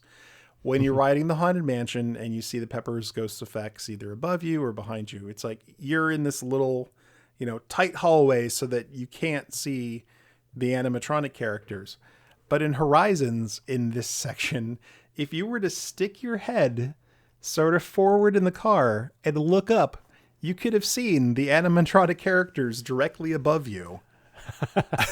So I used to take the video camera or the regular camera and just point it up and like take pictures of them hanging out above the track there, because the glass is on sort of like somewhere between a 45 degree and a 65 degree angle. So the characters above your car reflected perfectly at the right angle there. So you could wish I knew that back then. Yeah. It was really something. So you had mom and dad first, or I say grandma and grandpa from Nova City first, and then the next TV was I think it was Tom 2, the Beach Boy. Yep. And then and he's still holding his laser thing. I can't remember. I think he's still got the gun in his hand because he probably is late, so he never had a chance to leave. He was going to be late no matter. He never got off that spot. And then our redhead holding the cake that the dad made. I don't know where they are, but like it's her, and they're all singing happy birthday holographically. That's right. To little Davy. And it's neat because they kind of appear in this what they're looking at. They kind of appear in these little, I don't know, they're frames, but they're like these neon blue frames. Yeah, lit frames. And it's interesting. All the time here, whenever there's a holographic effect, there's been a little like flash in the lighting that's done on them that would reflect, and that was intentional. They wanted a little bit of a glitchy light effect to make it appear more holographic. Interesting. So in all the cases, it's where we've seen holographic characters, like there's been this sort of like little holographic flicker. Well, it's almost like in Star Wars. You can hop from galaxy to galaxy, but your holographic transmissions are just horrid. Yeah. It's like the Wi-Fi signal. It's like they only have 6G up there, maybe. Yeah. 7G. We really need to get better Wi-Fi signals. Because it's holographs, they didn't just have a wall behind the holographic frames. There were actually windows there, and you could see back into that rotating space station again that was behind them. So because you could actually, they're living in the space station. Yeah, so we haven't departed from the space station yet. You're still in the space station. You can actually look through the holograms to see that the rest of the space station environment behind them on the inside. I never even noticed that years. I'm going to have to go back and look at all the pictures. So that is so cool. That is brilliant. And they have quite a spread of food up. It's like they're expecting everybody to just come out of the hologram. Yeah, I guess eat so. with them. There's a lot of food on these 3 tables. Yeah. So. Now, in this case, they didn't do a movie. It's just a mural of the background of the space colony behind them. Right. But it is definitely the space colony. So it's gotcha. Really neat to see. That's cool. So yeah, it's a really neat scene. It begs the question: what happened to the rest of the family at the harvester? Maybe the storm took them out. I don't know. It's tragic. Oh no. Yeah, because she has the cake, right? But the other part of the family is not there. And Yeah, the person that actually went through all the trouble to bake the cake didn't. But he didn't even show up. The other little kid's nowhere to be seen. So yeah. Well, now that we've seen all the different areas, we now come to some travel displays in these. These are the launch tube advertisements giving us different ways that we experience futuristic travel now. Yes. They're not a true hologram. They're more of a is it a Pepper's Ghost or is it a mirrored reflection? It's this parabolic. I call it a parabolic window. Okay. I don't know if that's the official term. The same kind of setup is used in Space Mountain in Florida. When you're in the star chamber and you're you see some of like the guys like there's like a long ship, and as you walk past it, it kind of just and you see that same kind of distortion in the videos when you watch them. It's like so they actually have to mount this stuff upside down because when it's in this parabolic reflection, it turns it upside down. So you have to mount the thing upside down. And what it kind of does is it just makes it look like the thing is kind of floating in the middle of the glass. And I've actually seen this effect in real life. There's an aquarium by us, and it has a sort of like this curved tube that you can look out of where it's a cylinder that's going up and down. And the way the reflections work, it looks like there's nothing in front. You end up like banging yourself into the thing because it takes a little bit of the background. It is kind of like this weird hybrid Pepper's Ghosty thing, right? Where the reflection appears to be like sitting in the midair when it's really just in the middle of this bent plastic. Fascinating. It's a really neat effect. And I wish I understood more about how it works. And now I'm going to have to go find that out too. So we go past these and we have we can visit Omega Centauri, which is weird. Right. Well, wait a minute. We were at Brava Centauri, so now we're going to go to Omega Centauri? And here's now in I've been reading a bunch of interviews with George McGinnis while we've been doing this. And during in almost every interview where he talks about Horizons, he keeps calling it Omega Centauri. And I wonder if at some point it was supposed to be Omega Centauri the entire way through. And at, the last minute or whatever, they changed it from Omega to Brava, and that was the one place where they missed changing it, and it just stayed because it wasn't worth redoing it. Yeah, it's really interesting. It doesn't match up because it says now open. Because my assumption is like we went through the construction of it, and by the time we got out of the back end of it, right, it was open. Because none of the other ones have any other secondary text. Right, that's true. It's very unusual. So the next one is Mesa Verde. And there's a neat little, it's our craft, our Pegasus craft. Yep, Pegasus craft. And then the Sea Castle Resort with the little sub. What is interesting is that they don't let you go to Nova City, which I always thought that was interesting that was left out. Yes. And we saw at the EPCOT 35 a preliminary control panel where that was an option. And for some reason it got probably a budgetary thing. It got cut and they decided to not do that. Right. It would be interesting. There would be more of a chance for a tie too with 4 options and 4 people. So who knows? Never know. Let's talk about that. So we're presented with these 3 holographic, fractal, reflective models, if you will.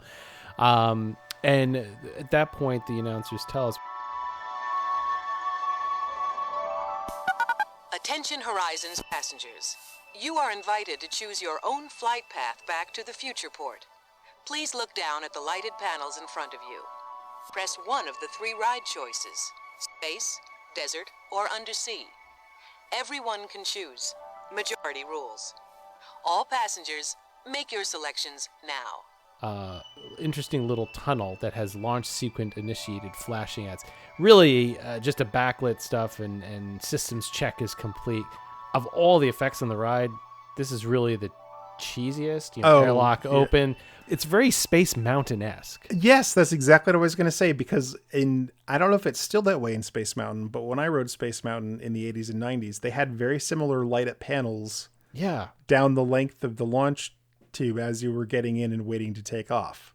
And there's all these geometric shapes and they're flashy. It's In fact, I would not be surprised if they were the exact same panels as were on Space Mountain, because George McGinnis did Space Mountain too. So because the launch one in particular has this kind of, I swear to God, it's the same thing. It might very well be. So yeah, you're correct. So I'm looking at the video here that you took, and yeah, you're presented with 3 options that light up. There's a star. You now have a star field in front of you, right? Which is a nice neutral. It's like there's nothing to look at it, but it's nice because the star is not just black. Yep, and it forces you to look down at a panel, and in front of everybody are 3 different options of where you want to go, how you want to end your visit here.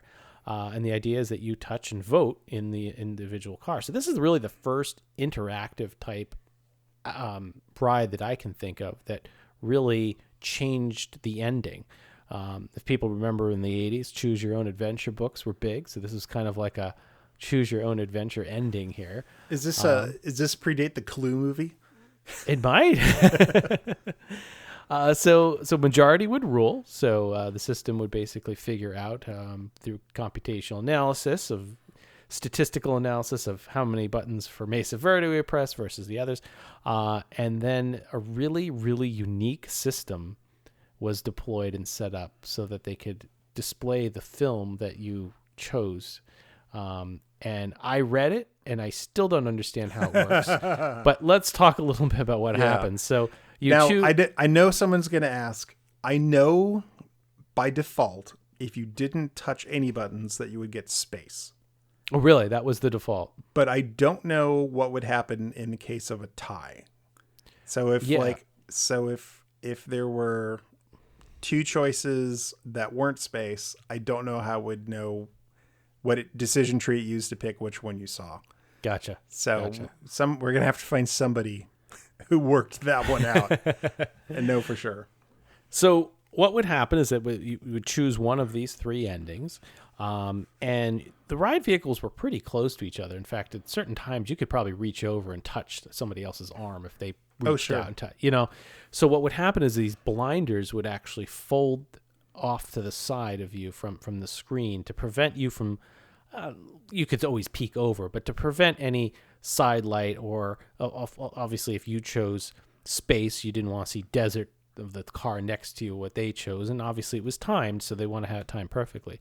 So these blinders would kind of pop up, the screen would open up, and you would be presented with a final exit, which was about not even 30 seconds, I don't believe. Yeah. In the area that you chose. So in space, you actually come out one of those airlocks, you whip around some space station stuff, and I bounce off of an asteroid, and I think you eventually land in another portal. And so it's only about 30 seconds or so.